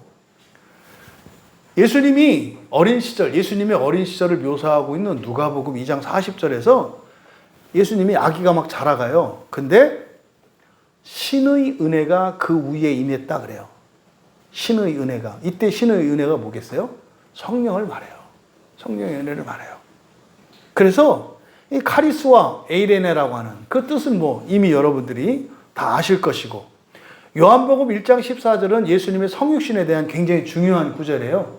그때 요한복음 1장 14절 설교할 때 은혜와 진리가 충만하더라 할 때 그게 누구를 나타낸다 그랬어요?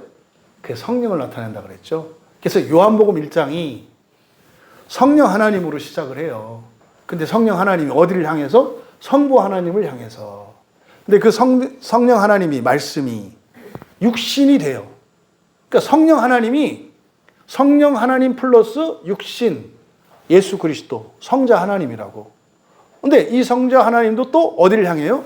성부를 향해요. 그래서 요한복음 1장 전체가 성부, 성자, 성령 삼위일체에 대한 이야기라고. 근데 이게 틀어진 이유가 뭐냐면 말씀을 예수님이라고 그냥 근거도 없이 밑도 끝도 없이 그냥 말씀은 예수 그리스도 이렇게 했기 때문에, 그래서 삼위일체 자체가 흐려지게 돼 있어요. 요한복음에서도 굉장히 중요한 주제가 삼위일체 하나님이에요. 바울 서신의 중요한 주제도 다 뭐예요? 삼위일체 하나님이에요. 왜요? 부활이 삼위일체 하나님으로 가능하고 이루어지기 때문에 그래요. 그러니까 이 인사말, 평이한 것 같은 이 인사말이 바로 삼위일체 하나님으로부터 은혜와 평화가 너희에게 있기를 바란다라고 축복함으로써 이 땅을 살아가는 거룩하게 부르심을 받은 성도된 우리들이 교회를 통해서 하나님을 통해서 우리가 최고로 얻어야 되는 것이 뭐다? 은혜와 평화다. 은혜와 평화다. 그래서 이 은혜와 평화는 세상의 모든 것을 능가하는 가치가 있고 기쁨이 있고 신비로운 것이다. 이 고린도 교회에 보낸 이 편지, 오늘 그 개관과 인사말을 살펴보았는데, 예, 정말 비슷한 것 같아요. 저도 이제 우리 교회가 규모가 좀 커졌으면 하는 바람이 생기고, 그렇게 될 수도 있겠다는 생각이 들어요. 근데요, 그렇게 하려면 어떻게 해야 돼요? 우리들 한 사람 한 사람이 더 온전해져야 합니다. 정말 우리 교회가 더 규모가 커지고, 그래서 좀 일을 할 수 있는 교회가 되고자 한다면, 이전과 똑같이 우리가 신앙생활에서는 안 돼요. 저 자신부터도 달라지고, 더 견고하고 온전하게 세워지고, 핵심이 뭐예요? 상한 마음과 영의 치료예요. 온 교인들이 이렇게 나가야 되겠다. 지금 고린도 전서를 보면서, 고린도 전서는 어떤 거라 했어요? 개척해서 교회가 엄청 커졌고, 엄청난 교회, 엄청난 성도들이 됐는데, 부패하고 타락해서 멸망해 가고 있는 교회 주는 편지예요. 그러니까 우리 광화교회가 아직 엄청 커지지 않았잖아요. 그럼 이 고린도 전서 말씀을 통해서 이렇게 세워진다면 흔들리지 않는 그런 교회로 커져도 더 거룩해지고 더 부활의 복음과 하나님의 나라로 교인들이 살아나고 나라와 민족과 시대를 살리는 교회가 될 줄로 믿습니다. 그래서 이 고린도 교회에 썼던 이 편지가, 예, 지금 이 시점에 우리 광야교회에 주시는 하나님의 계시로 받고, 정말 우리들이 더 그리스도를 닮아가고 더 성장하고 성숙해가며, 교회도 성장하고 성숙해가며, 진짜로 이제 사명을 위해서 은사들이 부어지는 교회가 되기를, 그 영광을 누리는 우리 모두 되기를 주님의 이름으로 축원합니다. 말씀을 생각하며 우리 잠시 기도합시다. 하나님, 고린도 교회의 영광이 우리 광야교회에 나타나기를 원합니다. 하지만 이 고린도전서의 말씀을 통해서 고린도 교회가 겪었던 그 마음 아프고 슬픈 그 일은 일어나지 않기를 원합니다. 하나님이 복을 주시고 하나님이 은사를 주실 때 사명을 감당하는 광야교회 되게 하여 주셔서, 이것은 단지 우리 교회만 나타나는 일이 아니라 이 땅에 있는 모든 교회가 다시는 고린도 교회의 이런 부패와 타락, 세속화의 전철을 밟지 않게 하시고, 또 지금 그러한 상황에 처해 있는 교회들이 있다면 우리들이 드리는 예배와 주시는 말씀으로 교회들을 회복시켜 주셔서 멸망하지 않는 교회, 멸망하는 교회 하나도 없도록 은혜를 더하여 주시옵소서. 우리 같이 기도합니다. 거룩하신 하나님, 이제 고린도 교회에 주셨던 이 말씀의 은혜가 우리 광야 교회를 성장시키고 성숙하게 하며, 또한 사명을 감당하며 주님이 오시기까지 세속화되거나 부패하지 않고 더럽혀지지 않는 사명을 감당하는 교회가 되는 은혜의 말씀이 되게 하옵소서. 감사하며 예수님의 이름으로 기도하옵나이다.